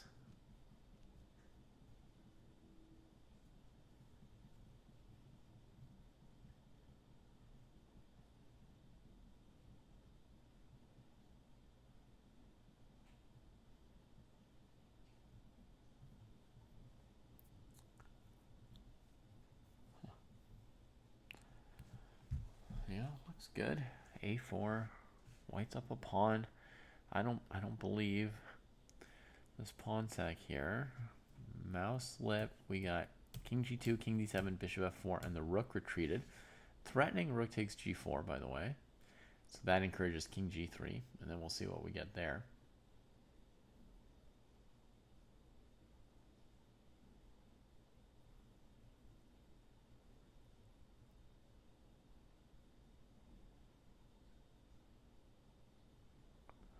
Bishop g5 allows rook takes g4, check and takes. Yeah, so it's not a lot of choices for mouse slip. Feels like DDS is playing this game very well. Really knows what they're doing with this structure and this light squared bishop. Even though, you know, this is kind of an unusual positional structure that normally the players playing white are the ones opting into it, and the players playing black are, you know, struggling to know how to handle it. Here, DDS is showing good proficiency. Now I feel like I'm getting a fever.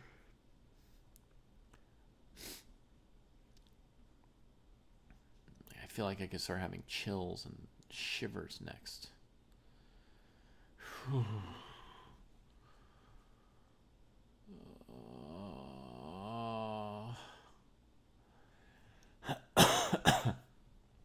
Oh, the nice thing for black about bringing this king up is that now there are never any rook h1s, right? With the king on g3 instead of g2. Whoops, sorry. That's a real problem for white, right? Because then the follow-up from black can be much more incisive than what we've seen in other lines. It can be to set up this checkmate here, basically. And trading here doesn't particularly create any escape squares for this king, does it? That just looks like a checkmate to me. The net is closed. So if king g3, this is the live position, by the way, after rook h4. If king g3, rook h8, and white needs to come up with a defensive idea really fast here. Really fast. Because it's almost closing time. But, I mean, there's the threat of rook g4. So, I mean, it feels like we have to play king g3 here. Maybe there's king f2, unpinning the f3 pawn to defend it, and you just keep going. Your opponent resigned in the opposite colored bishop ending that I thought was equal as well throughout the game. Guha versus Hokey Gamer. I thought this game was a drawish endgame. We checked in on it a few times, but ultimately I thought it was a draw, so I... Oh yeah, but this was risky for white when they checked your king into c2, right? They should be taking the h-pawn right here, I think. They check you to where your king wants to go. Then they grab that pawn. Now you're a little bit better because your rook got out and white's king is trapped back here on the first rank. So for the first time in a while, like, you could say black's kind of marginally better.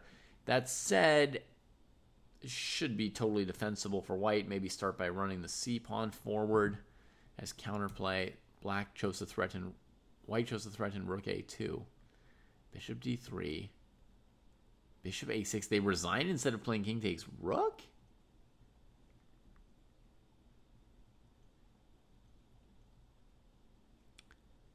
Yeah, that's very bizarre.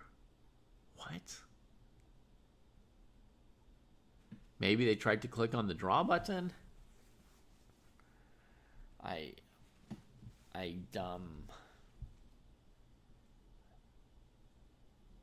Maybe they didn't see their king was attacking your rook? How fast did they play this?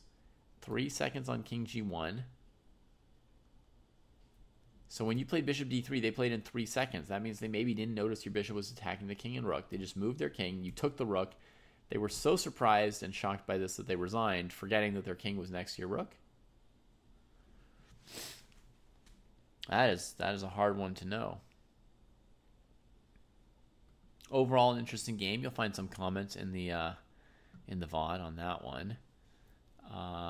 King g3 played rook ah8. Oh, God. So now look at this, Hokey Gamer. White is facing the threat of rook h2 with a mating net.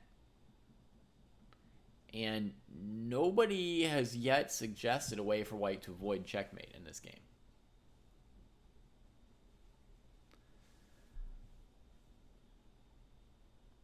Nobody has yet seen a way.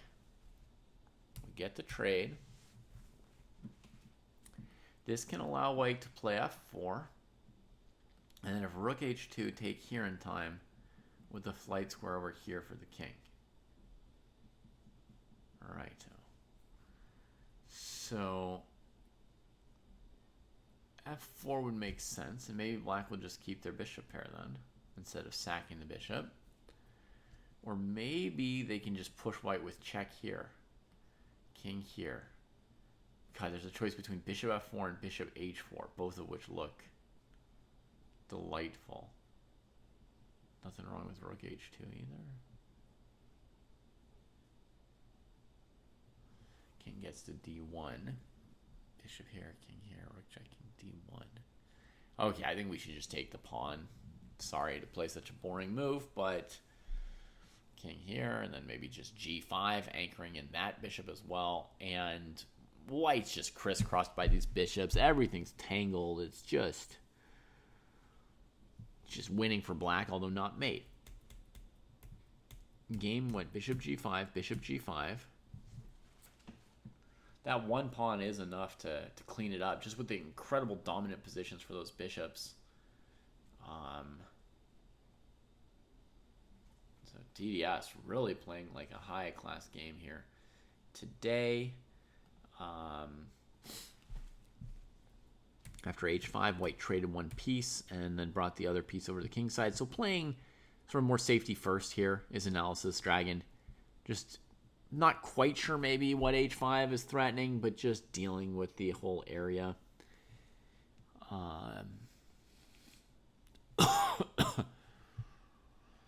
Now there's, knight f5, queen f4, all kinds of white coverage of the king side, so white can feel safer.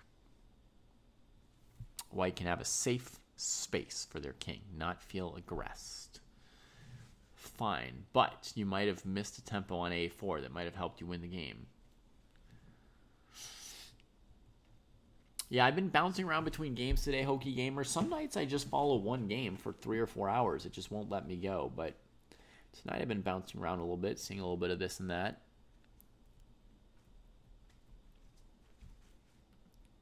I will keep doing that a little bit more. We've seen this game as well. Ways back. Let's see. So we saw queen d3, rook e1. Bishop comes out, knight f4. So here there can be sacks on e6 at some point with the rook and the knight. Bishop g5, trading stuff, queen h3. I've seen that pattern before. Going after the knight. Knight forced to retreat. And now black can always defend the king side with queen g7. The queen on f6 is already defending it, so she doesn't have to move. Rook has a look.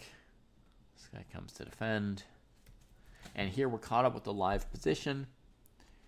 And my guess is the position is still very close to equal. Maybe like a little preference for black. But white's got all these little things they can do. H4, h5, bishop a4, knight e5. It's not totally clear yet, but there's just a little feel like a3 and c3. The pawn structure of white has just a few more like genuine little weaknesses in them. A little harder to play for white, I would think. A little more to prove for white in that game. Oh God, the chills. Whew.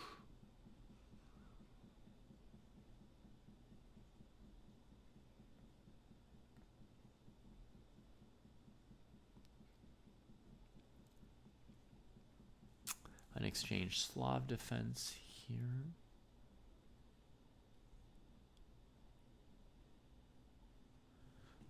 Maybe white's in the process of winning this pawn on a7 here and taking a lead in the game.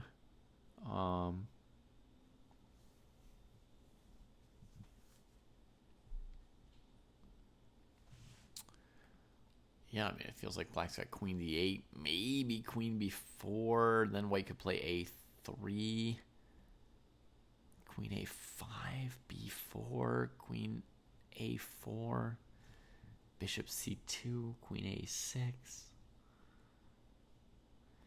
Yeah, I agree, filet gefilte fish. There's a little awkwardness between the rook c1, bishop c2, knight d3 in the hanging pawn position. But not sure how critical or decisive it is just yet. If black ever moves the knight on c6, white gets the new option of knight e5. Meanwhile, the bishop b7 and rook c8 are blocked in by the knight c6 as long as it stays on c6. So I'm not sure.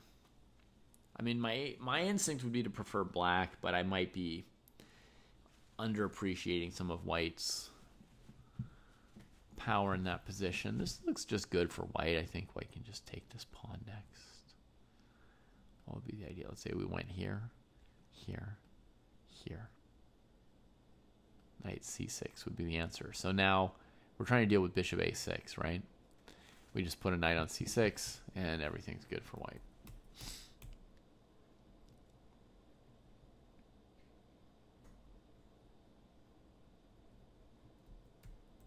So knight b5 played, and looks like Pratier is going to have to think about losing a pawn. Oh, maybe queen b8? Why didn't I think of that yet? Queen b8, that... Oh, yeah. Maybe Pratier had depended on that move, and now they're seeing this little tactic. Just trying to get queen h7 checkmate, right? Eliminate the knight defending on f6. So...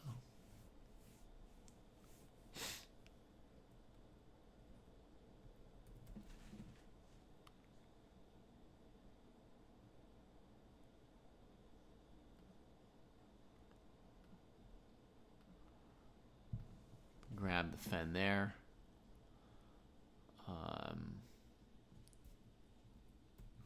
So black's thinking, but that a pawn, they got to let it go. And back here. So after rook f1, we got knight c6, hitting the rook on a7, pressuring knight on d4, rook a4, defending it. Let's see what the National Master might have in mind here while I go store this position.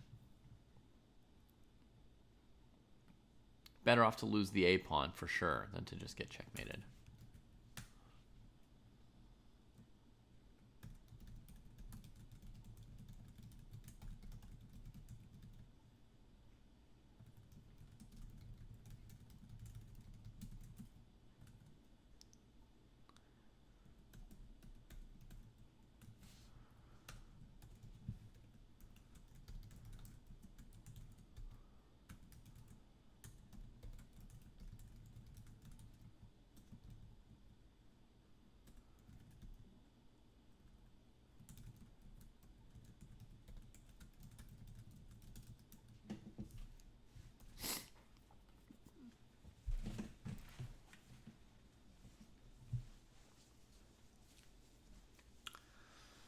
Safe extra pawn for white for now.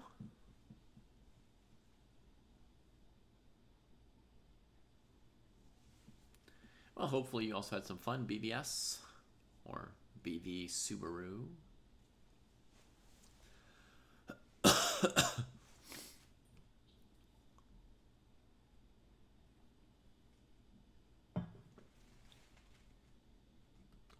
No, we're not supposed to be live on Houseline's channel right now. 2 hours of chess for 2 hours of chess. That's right, Samuel. That's the spirit. Sorry, Houseline's channel, for abusing you.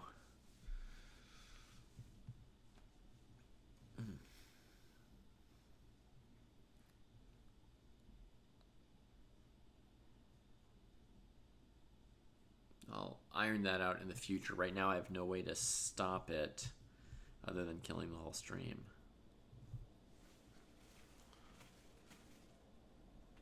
Oh, I'm so sore everywhere.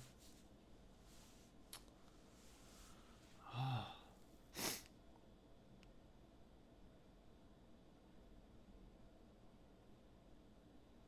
Maybe I've got like a mild flu or something.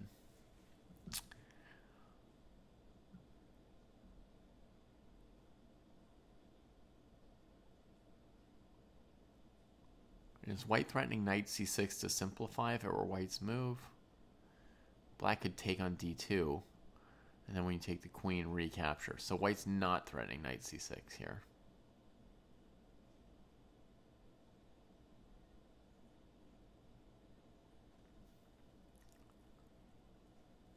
$21.45. That's a beautiful rating.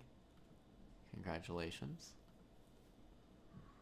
So white's not really threatening anything much here, but, you know, for white's move next, maybe they'd play something like queen f4.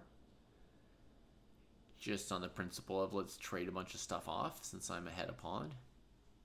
You know, we just put a bunch of pieces in contact and something's going to trade.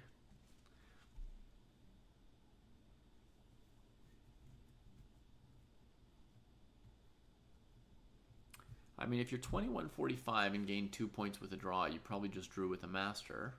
So that's something some people would see as an accomplishment. Some non-masters would see a draw with a master as an accomplishment. Back when I was coming up, we kind of thought of masters as being amazing, and any kind of draw or win against a master was a big deal. Yeah, no best for the jury. I think the average time for 2,200 players to expect on a 90 plus 30 game is at least 3 hours.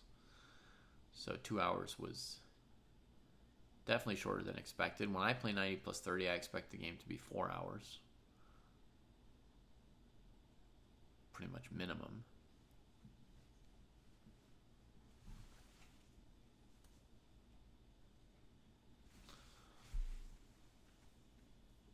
Most of the time longer than that.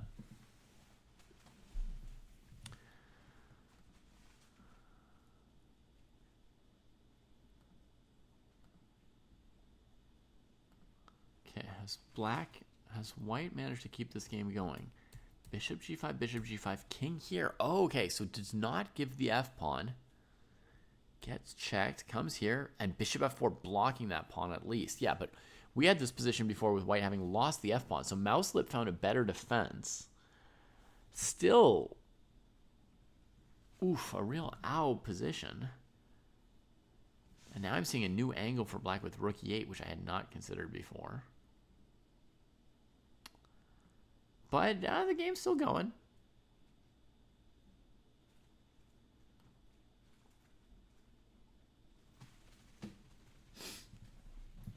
Oh, hey, chess name. You don't consider yourself anywhere near a master. But you have a 2,200 online rating probably, right?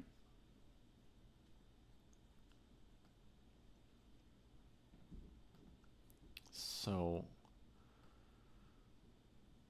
I wouldn't be surprised if you're pretty close to being a master. 2227 rapid rating. Very good. Very good. Maybe you're modest, or maybe you haven't played much OTB and you don't yet know. You don't yet know where you fall. You don't yet realize how good you truly are.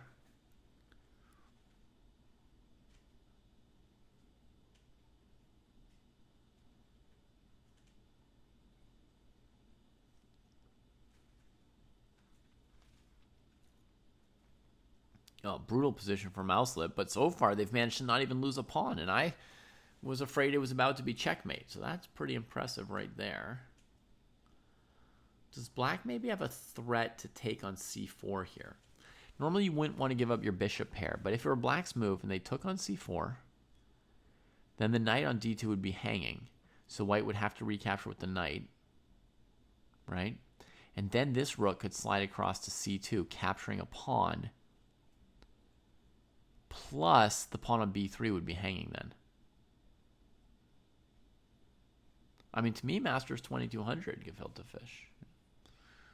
And sometimes different rating systems might be a little bit different, but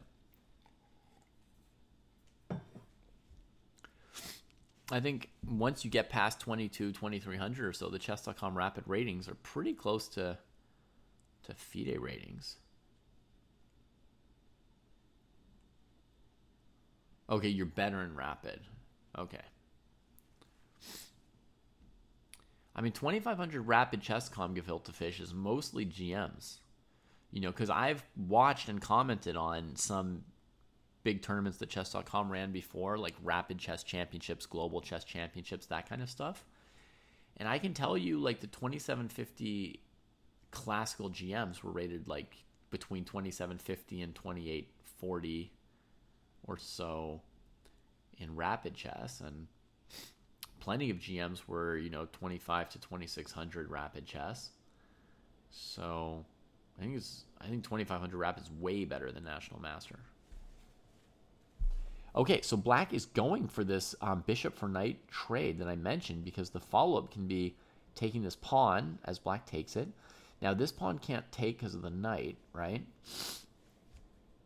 And then if White played a move like Rook F2, I was saying Black has the possibility of pawn takes pawn, winning the B3 pawn.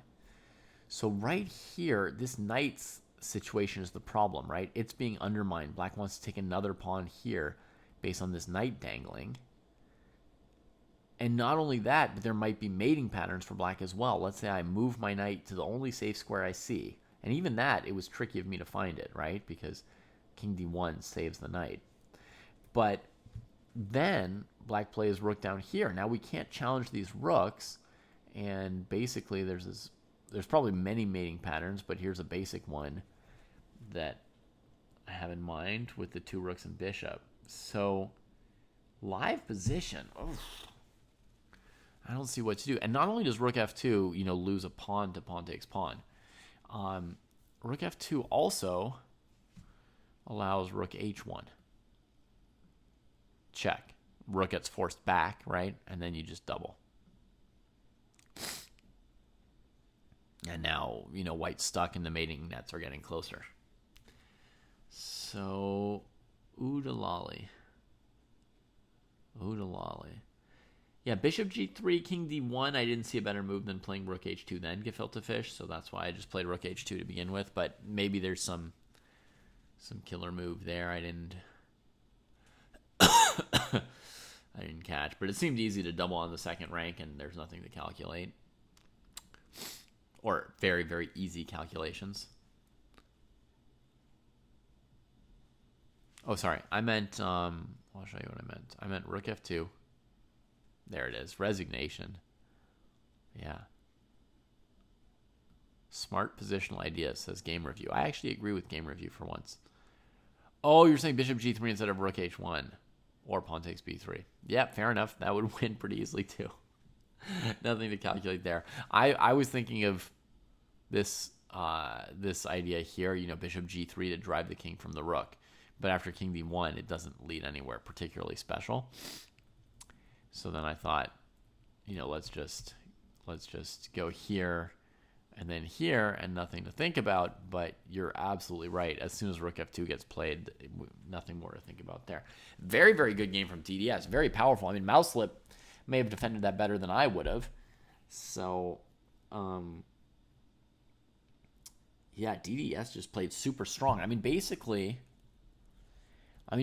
from the moment that Black got this h3 move in, right? Maybe this queen trade on g4, I was thinking, maybe the problem, because as soon as Black played h3, they were just better this game. That bishop on c6 and then later d5, it just became so hard to challenge. And I think that from this position here, White should have played f3. I didn't even see queen g4. I just assumed f3, blocking the bishop, pawns like this. But as soon as White plays queen g4, they still had to play f3, but now this g pawn's always going to be gone, so f3 is weak instead of solid. And the h4 pawn's gone, so this rook becomes active, which was going to be hard for Black to coordinate with the rest of their position. So to me, it was this one positional factor of this h3 move from DDS that basically refuted queen g4. And no matter how well Mouselip defended from there, it was kind of like DDS never gave them any hopes again. So a very high-level game with one clear mistake, I think, here for Mouselip in the strategy here with the queen trade. All right, let's see. Some of our other games might still be going. What happened with 3-1-6? Knight b5, queen b4, pawn was 1. Knight g4, nah. That doesn't seem right. I think the rook c8 move was a big mistake, Because now you can't challenge with rook c1. They control c6 more. Remember, I had a line that went knight here. And then if the rook goes here looking for bishop a6 and stuff, you have knight c6 because you've got your rook still here. Was white worried that black would trade themselves against knight a7 and then do something tactical against these pieces? Maybe, but I don't see what it is. You know, to me, white's got knight c6 coming and other things. By the way, other quick question here. Instead of trading on c8 or taking on a7, what was happening if white just played knight d7 here? It threatens knight f6, queen h7 mate, right? So, you know, you can imagine maybe knight here. And then f3 might be risky. Maybe just grab here. Rook here.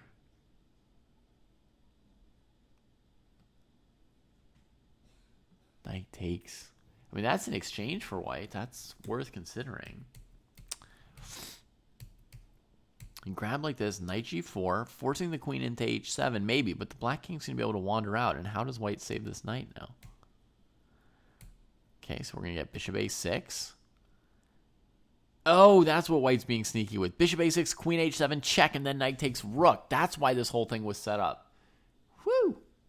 That's sneaky weaky. And if the rook moves here, then you've got time to play knight c3 and you're up a pawn. Or maybe even throw queen h7 in first just to push that king out and then knight c3. Pretty sneaky 3-1-6. Pretty sneaky. I think I'm too sick to keep up with the players today. They keep doing things that are kind of too sneaky for me. Okay, so we were at knight d3 trades. Rook c8, rook c1, e5. This was our position, e5. Nice move. That move makes sense. Trying to just trade some stuff in the center, leave white with the bad c-pawn, get this knight out of the way of the bishop and rook. A trade on e5 would be very nice for black. The big question before playing this move would be d5 for white. And maybe d5, you know, knight a5, and white just can't defend the pawn. See, has white played anything after e5? No, only one move. And this whole time, there's the move from white, queen e3. Holy cannoli, planning queen takes e8.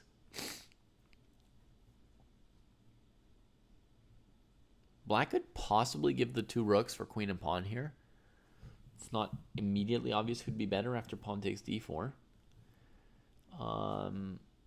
What else could black do here? Maybe queen d8, knight e5, f6, queen d8, pawn takes e5. It's playable for white. e4, knight b4. I guess e4 is playable. e4 is playable. Neither's obviously good. Queen d8, pawn takes e5 doesn't look good. No obvious move for black here. No one move that just stands out as, yeah, that's an easy move. White's threatening to take on e5. 4 pieces against 3.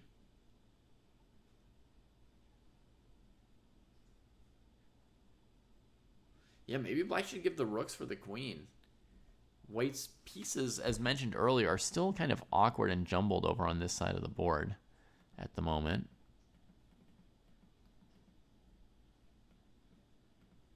So it would look like pawn takes, queen takes, rook takes, king here. Planning to go like this. And if pawn takes, then you know, knight here, and these pieces are doing stuff. Black's got combination ideas against g2. Maybe even moves like knight f3 check in some case, followed by queen f3.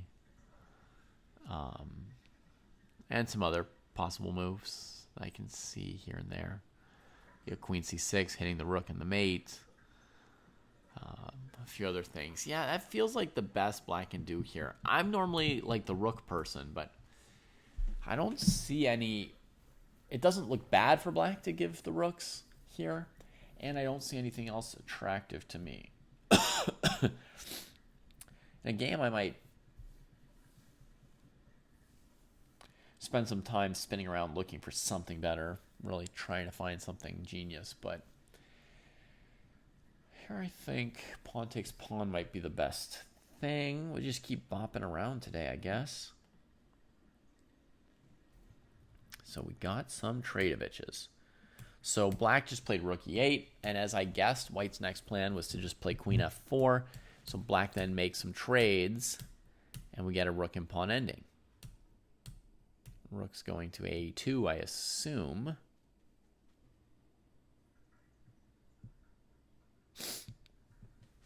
Feels drawable with that very active rook. If the two pawns were connected, it would be lost. But with the two pawns separated, there is like a weird thing white can do, which is in a position like this, and I've never seen this before, maybe rook b4. So this pawn can run on this side, and this pawn can run on this side. And so, you know, like if black can't stop them just with the rook here, right? Whatever you do, white's going to have one pawn that they can move. And then when you attack it, then they just move the stupid lumbering construction up one more rank. So it looks dumb. And I think king f8 should deal with it, right? Because then c4, king here, c5, king here.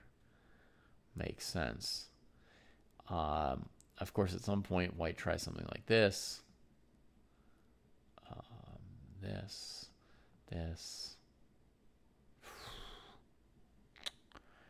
And this is, you know, I don't know. The rook defends both sides of the board, so the king can eventually come out and join. It is risky to go down two pawns. Always risky to go down two. a4 played, rook a2 played.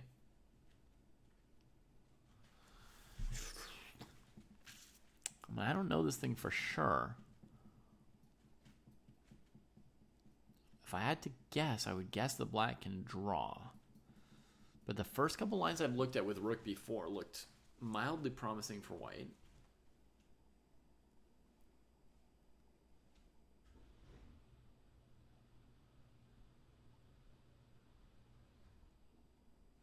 Maybe we'll approach more circumspect here. We'll play a move like king e6. Then if white played rook b7, we would simply take this pawn, right?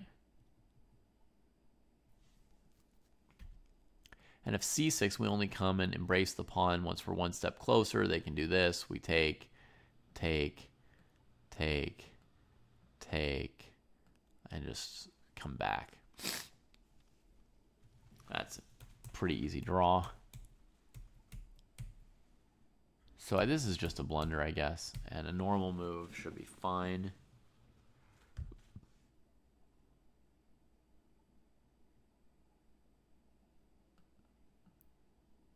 Now with this move, king d6, there's another option for white. Get behind one of the passers. Force the king to c7.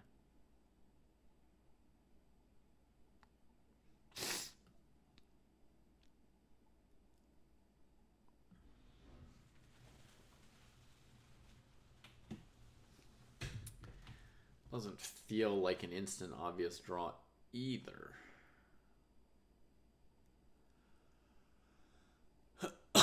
Especially because black could be zugzwanged here, right? Any king move, the pawn advances. And if the rook moves, that frees up white's rook, you know, to potentially win the game with something like rook f4, or maybe just to advance this one more row. And if you move your rook along this way, it always lets the white king out. So this idea of rook c4, this I could definitely imagine as winning for white. I mean, now suddenly white's rook looks nicely placed.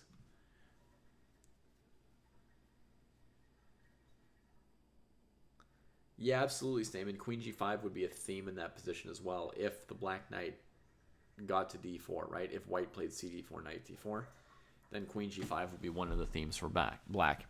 Sorry if I didn't mention that. That's like clear geometry in that position, queen g5. I mean, the knight on d3 is unlikely to move off of rook c1 in the next move or two, but I mean, that does prevent something like knight e1 to defend mate on g2 or knight somewhere. So yeah, I mean, it's definitely a possible move. This looks like it could be losing. Can I do it like this? That doesn't really make much difference, does it? Here at some point.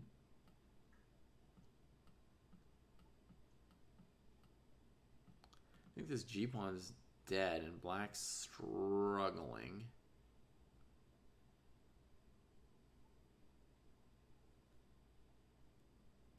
They have to capture this pawn and save this one, which again looks too hard to do.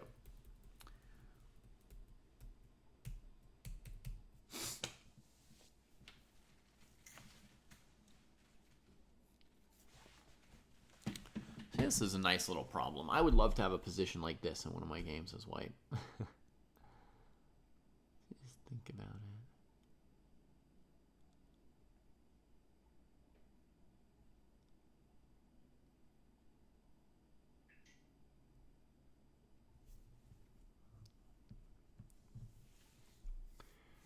Especially if I didn't have a fever. It'd be even more fun. c4, rook a4, right? That's what's so awkward looking here. But rook b4, not bad. Another thing you could consider, but I think it's bad, would be here, here, and here. I think part of what's bad there is here, here, here, here. I mean, this is just nothing. So I think the only plan that looks dangerous is this rook b4 move. That's really cool.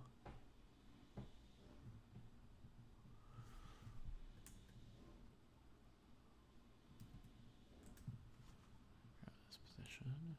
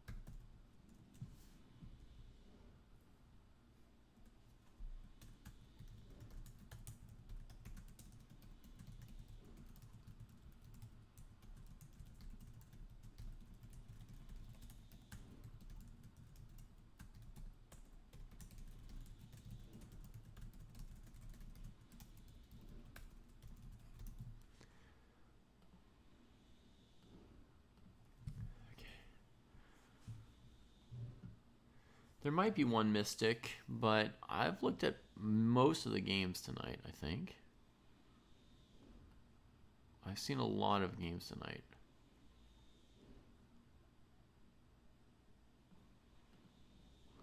Like this one that we're on, I've seen. This one I've seen. No move yet from Wikipedia, thinking a long time before giving the rooks. And then there's this one here of 316. Where white checked the king out and then kept the knight. Now black goes after the b2 pawn. Good defense. Looks super awkward, but knight d1's the only move that seems to defend that pawn. Oh, then bishop a6 is terrible.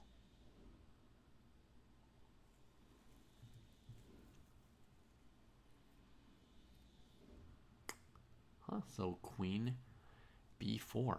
This means white shouldn't have thrown this check on h8, right? They should have played here. And then if black goes after b2, just come back and consolidate. And queen h8 was maybe like a step too far. Because now we can't handle this area.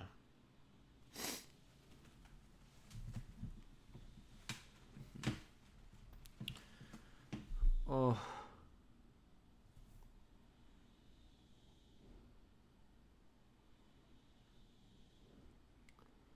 I'm going to to go to bed fairly soon. I'll say that I'm very curious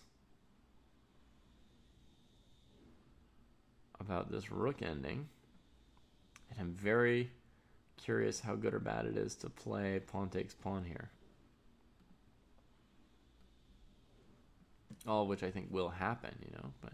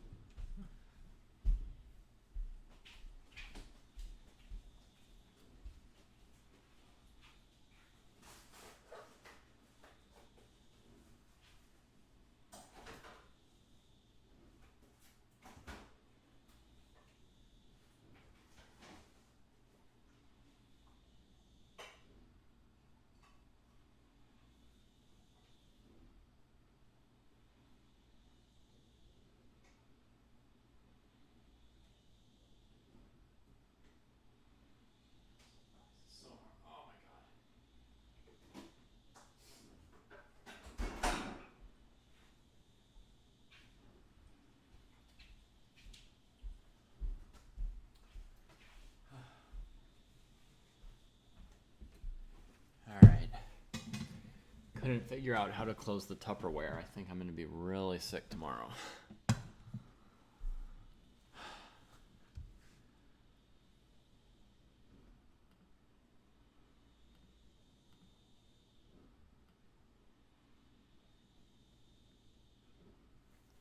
But trying to think and calculate when you're really sick is a nice high-intensity chess workout.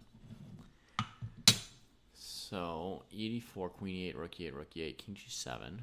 What moves are there other than pawn takes pawn there? Maybe c4. Maybe c4.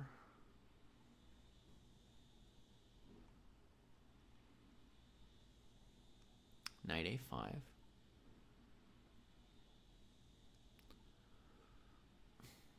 Bishop b3. Queen c6, winning. c4, knight a5. Threat is the basic threat is queen c6 there.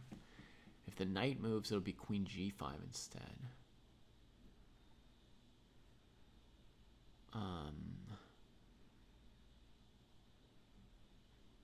Looks pretty nice for black. We're gonna win a second pawn with knight c4 at least, even if white plays, I don't know, f3 defending, knight c4, knight into e3. No coordination from white, no counter threats. I think black's very nice with pawn takes pawn. Very nice for black.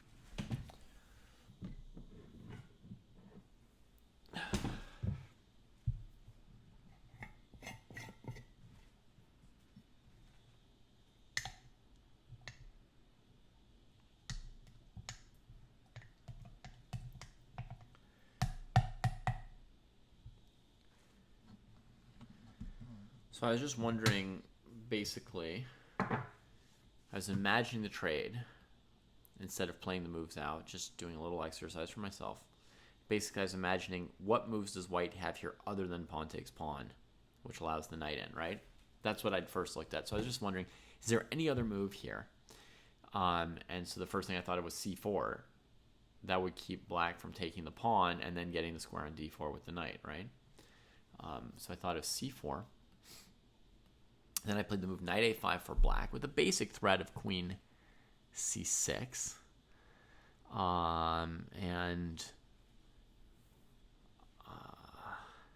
Yeah, there's like queen g5 in a lot of cases. Knight e1 covers the mate. So queen g5, maybe white can just move the rook. But here I was thinking maybe knight c4. I guess I didn't look at bishop g6. exhaustively. This should refute it, though, knight d6. So, knight a5, f3, knight c4. That's even better now because it's heading into e3.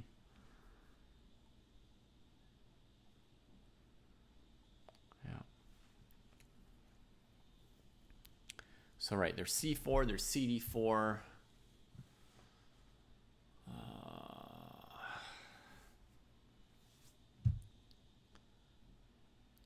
The knight covering the dark squares, bishops covering the light squares. There's not even like any really counter threats for white. I think this is pretty bad for white. The more I think of it, the less I think of anything for white to do in that position. Okay, Analysis Dragon has made a move in the rook ending. 14 minutes, and they play the rook b4 move I was thinking of. Beautiful.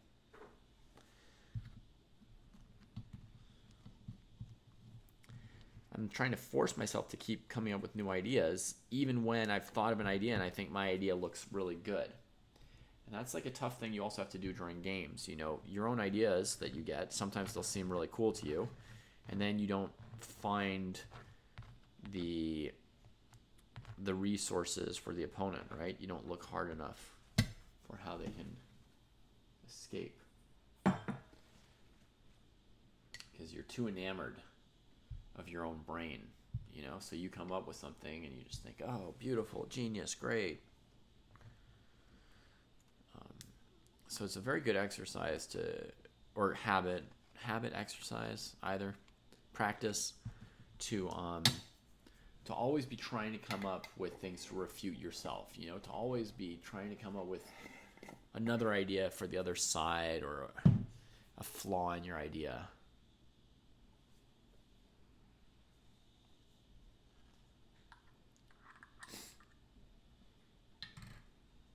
Okay, we get f6 played by CoalesceNet pretty quickly. I mean, under 2 minutes when your opponent's thought for 14. That's pretty fast. You got a lot of time, but I think CoalesceNet is partly thinking that they want to get that white's low enough on time. They want to get white down on time so they don't have enough time to pressure them, but I don't know that that's happening. The idea here of putting the pawn on f6 is that when your king comes over here at some point and white's rook has to leave those pawns and attack, your pawns are going to be the slowest possible for a rook to capture when they're set up like this.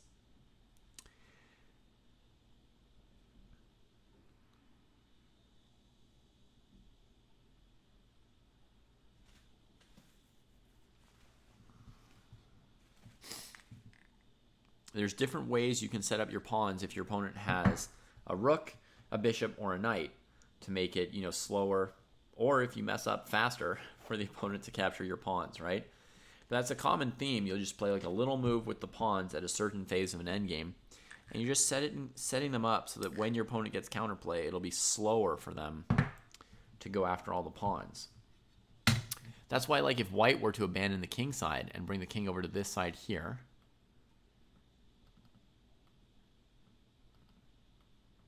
right, to advance these pawns, you'll almost always see white play a move like g3 or h3 first, just so when they abandon the pawns, it's going to be one extra step slower for the black rook to Pac-Man them.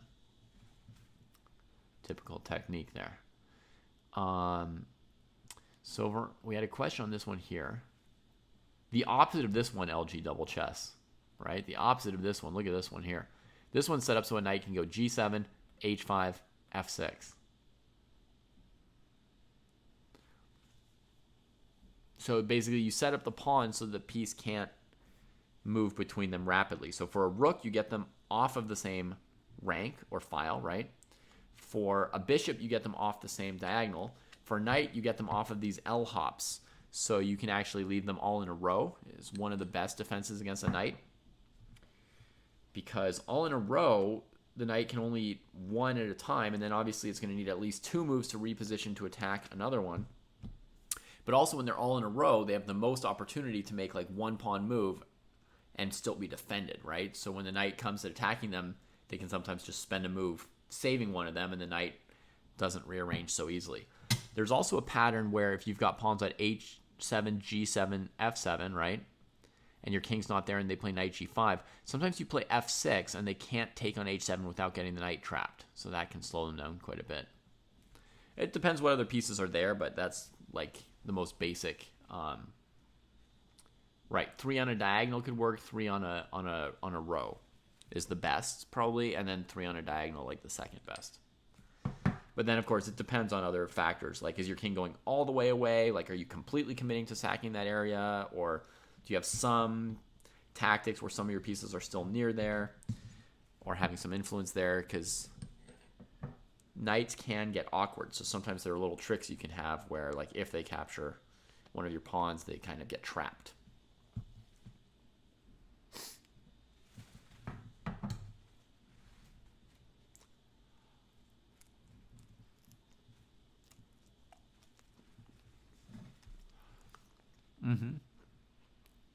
Yeah, this rook endgame is hard to calculate, Stamen. I agree with you. You're wondering, like, calculating lines like c5, sack it, get behind it, push it, blockade. Then you have to calculate if the white king gets to b5, which would be winning, or if the black king gets to b6, or if the black king gets like c6 or d6 and you switch courses and go to f5.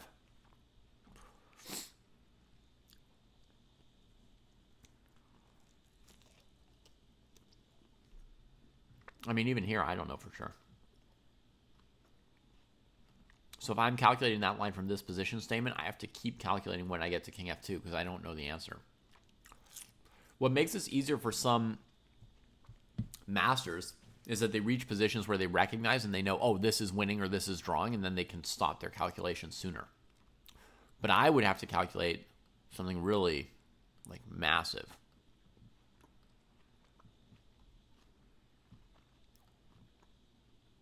Not too massive. I don't think white's winning.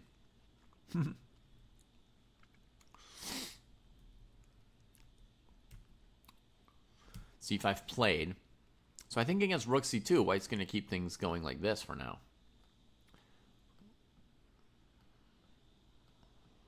And they'll probably go this far with that a pawn. Force the rook here.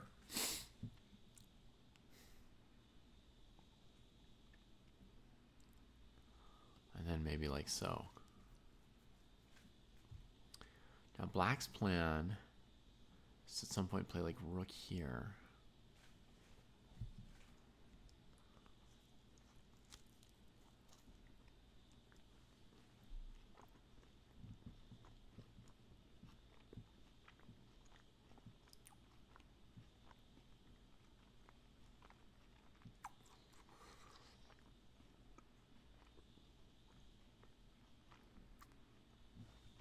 The thing is,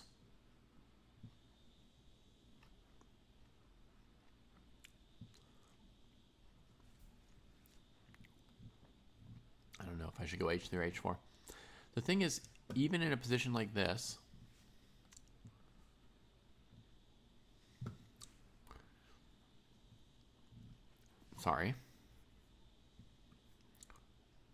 even in a position like this, black might never be threatening rook c5. What if I just play king f2 for white now, and then when you play rook c5, you're just not in a position to take the a pawn, right? So now I check. King comes here, go over here, go over here. Ace. Oh, that loses to rook f7 nicely. Or rook g6. GG. So let's play king here. a7. Rook here. King f3. This looks lost for black, doesn't it? It does look lost. It feels like the white king can slowly walk up the board.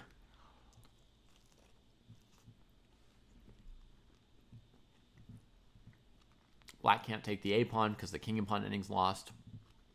At some point, white can play a move like rook f7 or something. White king b6.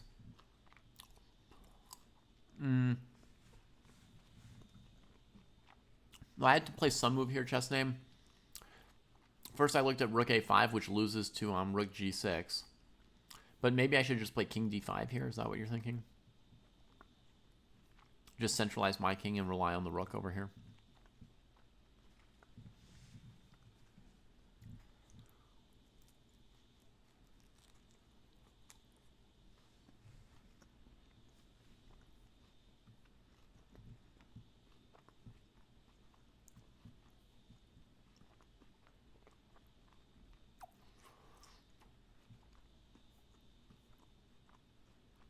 But I mean, do you know this position? Do you think it's a draw? It looks really tough to me for black. Honestly, by now, king f4 might even win right here. Sacking that a pawn to get the white king that active. The whole king side might be dead, right? So we play king e3 instead maybe here already. And then I play this move.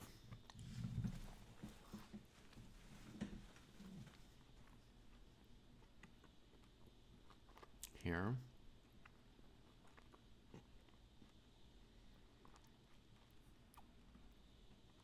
Forward.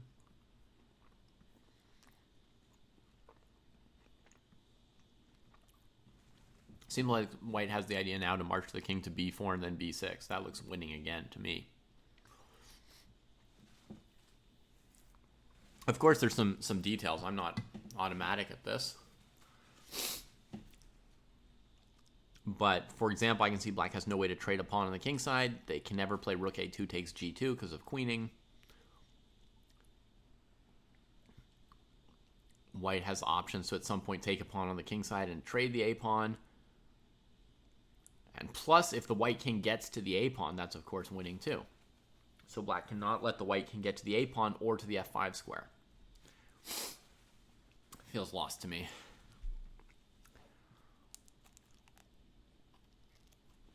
Maybe a better defense of some kind 2 or 3 moves ago, but very tough. So my point is here, I don't think black's threatening rook c5, so white can just start moving the king towards d4. So rook a5 is even pointless here. So I don't know what I'm doing here as black.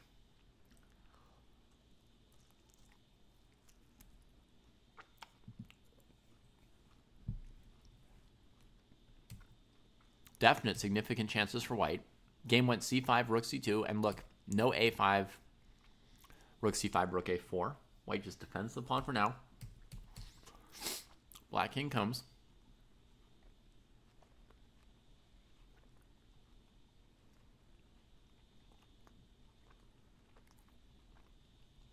Maybe thinking about king d5 here. If white goes a5.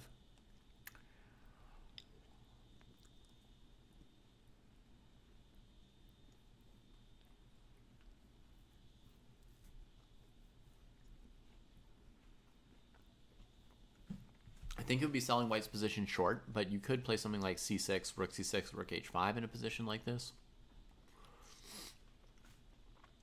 Or, you know, a5, king d5, c6, check. King c6, rook takes h5.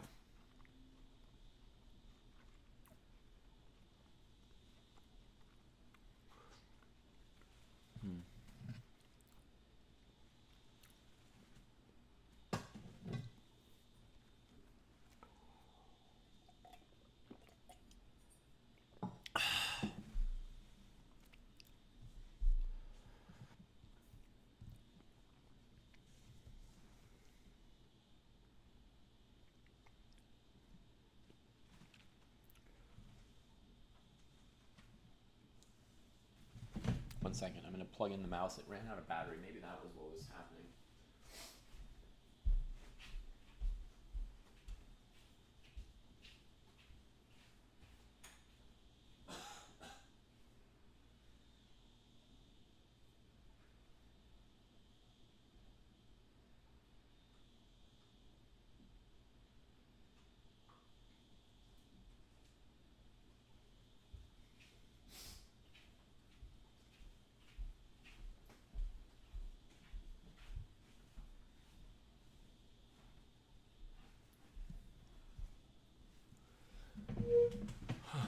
Okay. White getting pretty low here in this game. Okay, let's see what happened here. Queen e3. Black thought for another 15 or 20 minutes.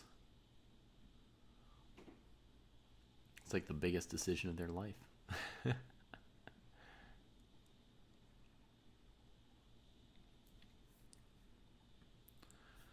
And his 316 managed to stabilize. Because that queen b4 looked very strong before. Oh, 3-1-6 came up with something. All right.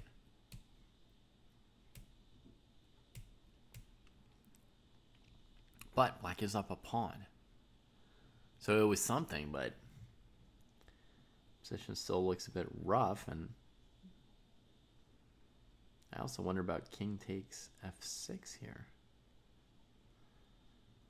King takes f6 looks good as well. You don't have to give the h-pawn. But okay, takes. Then queen d4 for Pratier.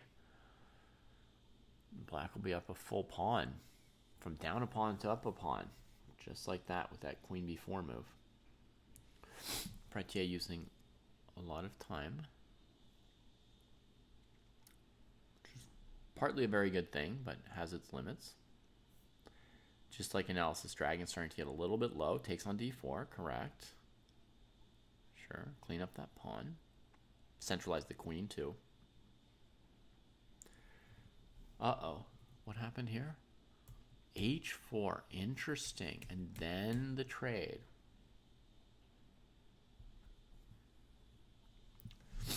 So this h4 move prevents black from maybe playing g5 in some lines to lock the rook away from the a-pawn. I don't know if this is best, but analysis dragging is starting to get low, right? Other major option might have been a5, king d5, and now again c6 is possible, or you play a6, and the opponent just comes back here.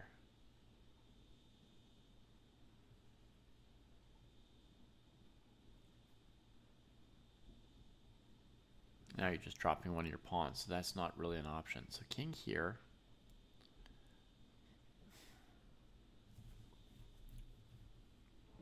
Okay, I think this may be just about the best white had. Good defense by black. And now the king comes back towards the king side. Interesting. a5. Rook's going to be on a2.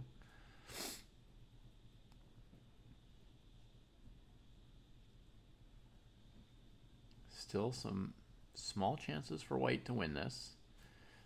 Maybe 30-40% chance of a win, 60% chance of a draw. I still don't know who's winning or losing this one.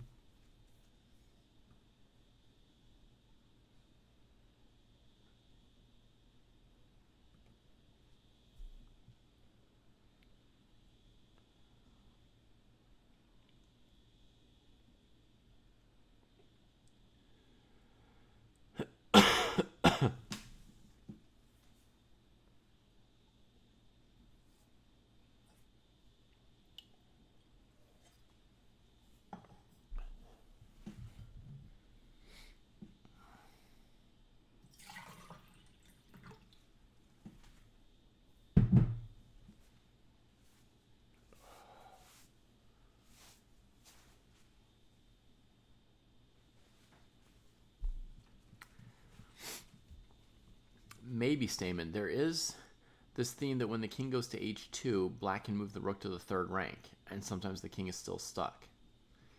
But the h-pawn does a few nice things. You know, it maybe stops g5. Maybe it could advance to h5 at some point, like if white swiveled the rook over to b5. Like here, black just played king e6, right? So imagine you swivel the rook over here for white. You have the idea of playing h5, maybe locking the g7 pawn. And then there would be scenarios with your pawn as far advanced as h5 where you could maybe play rook b7, give your a-pawn for the g-pawn because the h-pawn's so strong. Of course, it'd be much more dangerous if your king could get into, you know, an active position, right? Instead of being like on g1. King h2. So we'll see if black cuts it off with rook c3 or lets it get moving. For now, if it got moving, black could still have checking distance to just check it forever. Like if black plays rook a2, king g3, you just check. Oh, I guess the issue is the white king walks across to b4 at some point, yeah.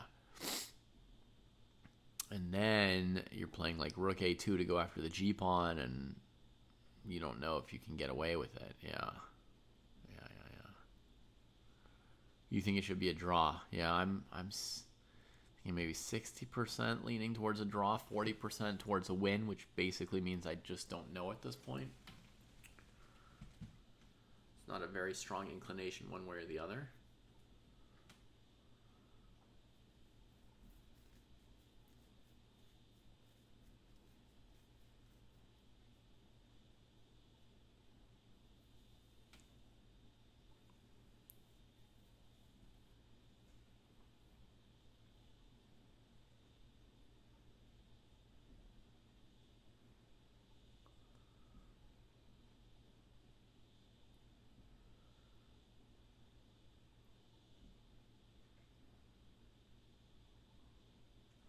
An interesting point is if the white rook ever transferred to b6 and the pawn on a6, black can play rook a2, and there's not enough room on the 6th rank for white's rook to keep the a6 pawn defended. You know, black can play king c7 attacking the rook e6, king d7, rook b6, king c7, and kind of chase it off. Oh man, big move from black. They lock the rook away from that a pawn. Oh my god. Amazing. And I really thought rook b5 here. So if this proves a problem, then this may actually have been a major issue. Major mistake, possibly. Or not. Or a brilliant move. Or something that didn't make a difference. But rook b5 would keep that a pawn nice and defended. f5, now it almost feels like you have to go to h8 and a8 to defend the pawn, and then your rook's not as active on a8 as it would be on b5, c5, something like that. So it could be a big old mistake. Rook g5, king f6. I don't see how the rook gets back into the game. Rook g3, rook a2, you're too late. Yeah, the rook goes there. That kind of blew it, I think. Now black can go rook a2, rook a8, rook a3.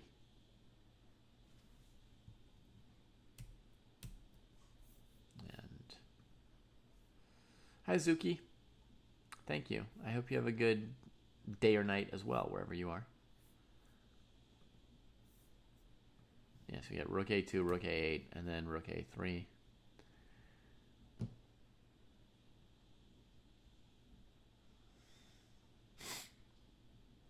You know, king f7 or f6 might also be good enough here.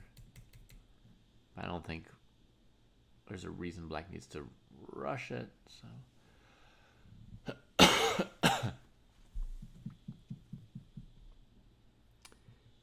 a6, king f7, a7, king g6, a6, king f6, h5, king g5, a7. Wait a minute. Do you guys know this like tactical pattern here? a6, king f6, h5, king g5. The black king needs to get to h7 for this to be 100% a draw, right? a6, king f6, h5, stopping the king from going through g6. King g5, a7. You can't take on h5 because of rook h8. Do you see what I'm saying? Let's put this position on the board for everybody. h5, full of evil. King g5, a7.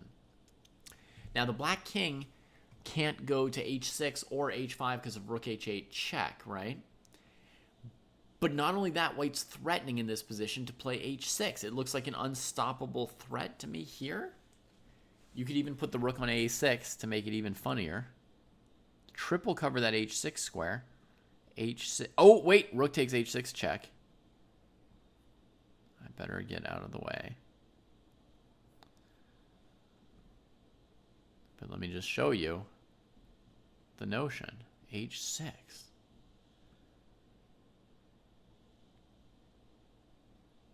King g6. Oh, brilliant chess name. So white has nothing even here. King g6. Whew. By the skin of the teeth. Okay, what if instead white just leaves the pawn here to keep the black king from moving, and tries to bring their king around to b2. The black rook stays on the a file because otherwise, white moves the rook. You chase the rook all the way up with your king. The rook goes to a1. And then when you get checked by the rook, you walk to f7 with your king. Could that be winning for white here?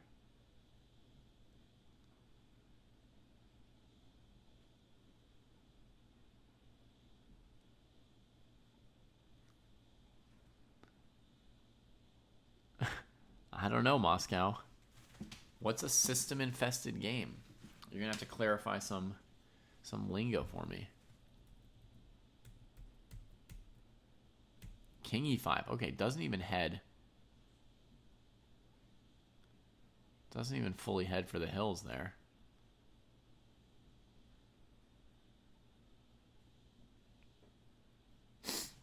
If rook e8 check, trying to go to e6, I guess black plays king d5 or something, and that's still okay. a7, is the king headed to f4? Maybe.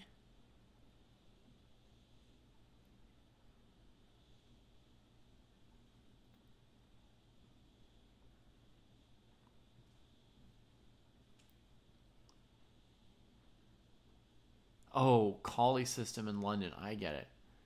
I gain ELO, but chess becomes a game where everybody plays system openings. How much ELO do I get, Moscow? That tells you I'm considering your offer. Now that I understand. White could play g3 here potentially to take that passage away from the black king, but I think you could still go through f6 and so forth. Right, every game will be a system. Stonewall, London, Kali, King's Indian attack versus King's Indian defense. Botvinnik system against Botvinnik system, c4, e4 against c5, e5. I mean, in general, I'd prefer to keep the variety and interest of chess rather than personally be successful.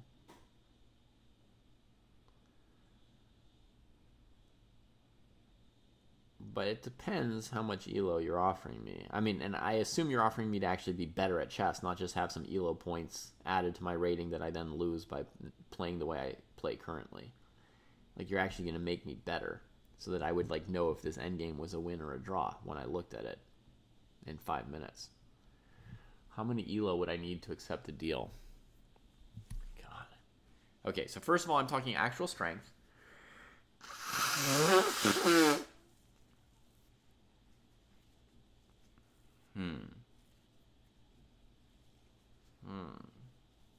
I think maybe I wouldn't take the deal. Maybe I wouldn't ever take it. But somewhere in the range of 400 to 500 ELO is where I would be tempted and hesitate, consider making the evil choice. It's tough to admit that you would consider an evil choice, especially when you've tried as hard as I have to be nice in life. But there's a point where, people consider things.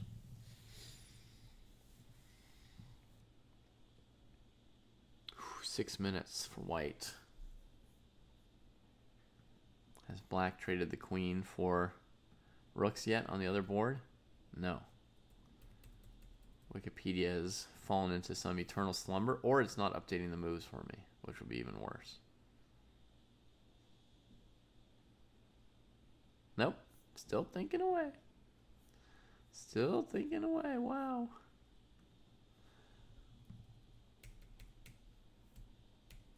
I'm not sure what the black king's doing, but that's a move.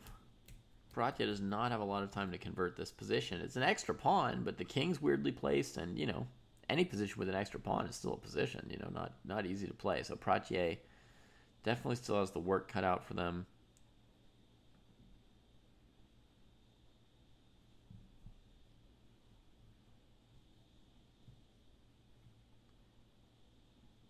Oh, no, there's no way I'd take that, Moscow. As I said, I need at least 400 points of actual strength to even consider it. Oh, the king makes it. White didn't try the move h5. And this is a draw. A draw. done. All right, I'm going to check it now. This computer. So, king e5, g3, king here, h5. It's not showing me what moves to play for black.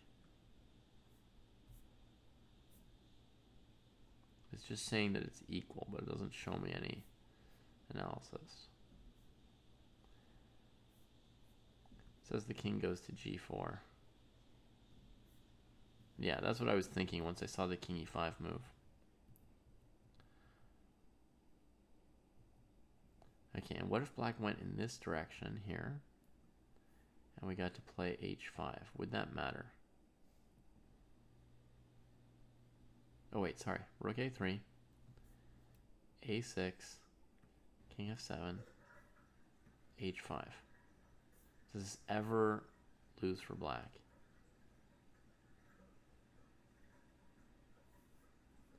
Wow, drawing move g5. That's cool.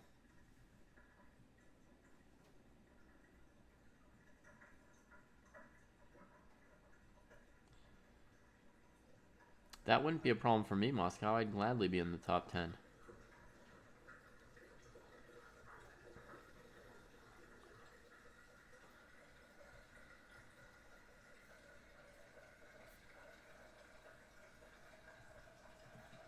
Computer Engine says the whole thing is a draw. It doesn't matter at all. And black just defends.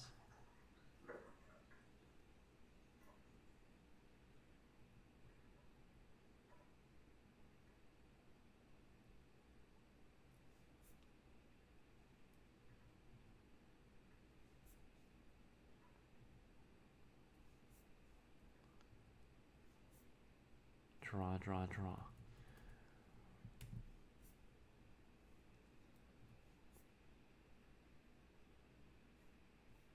All right, so the whole rook ending was a draw the whole time, and I thought it looked so interesting, and I had no idea.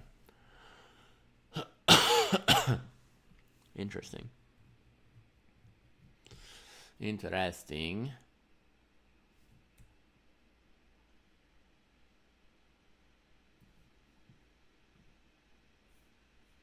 And Wikipedia's just flagging while I wonder about the game. They're just not even there. They left an hour before me while I sat here with the fever.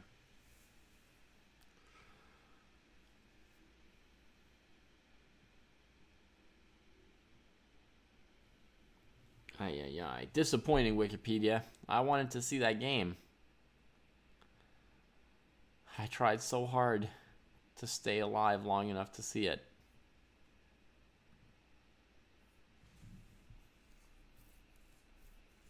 All right, I'm going to give up and go to bed. I don't think Wikipedia is there.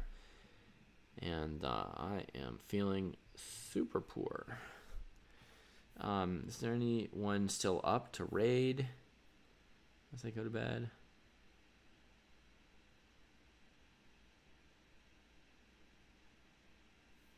Nope.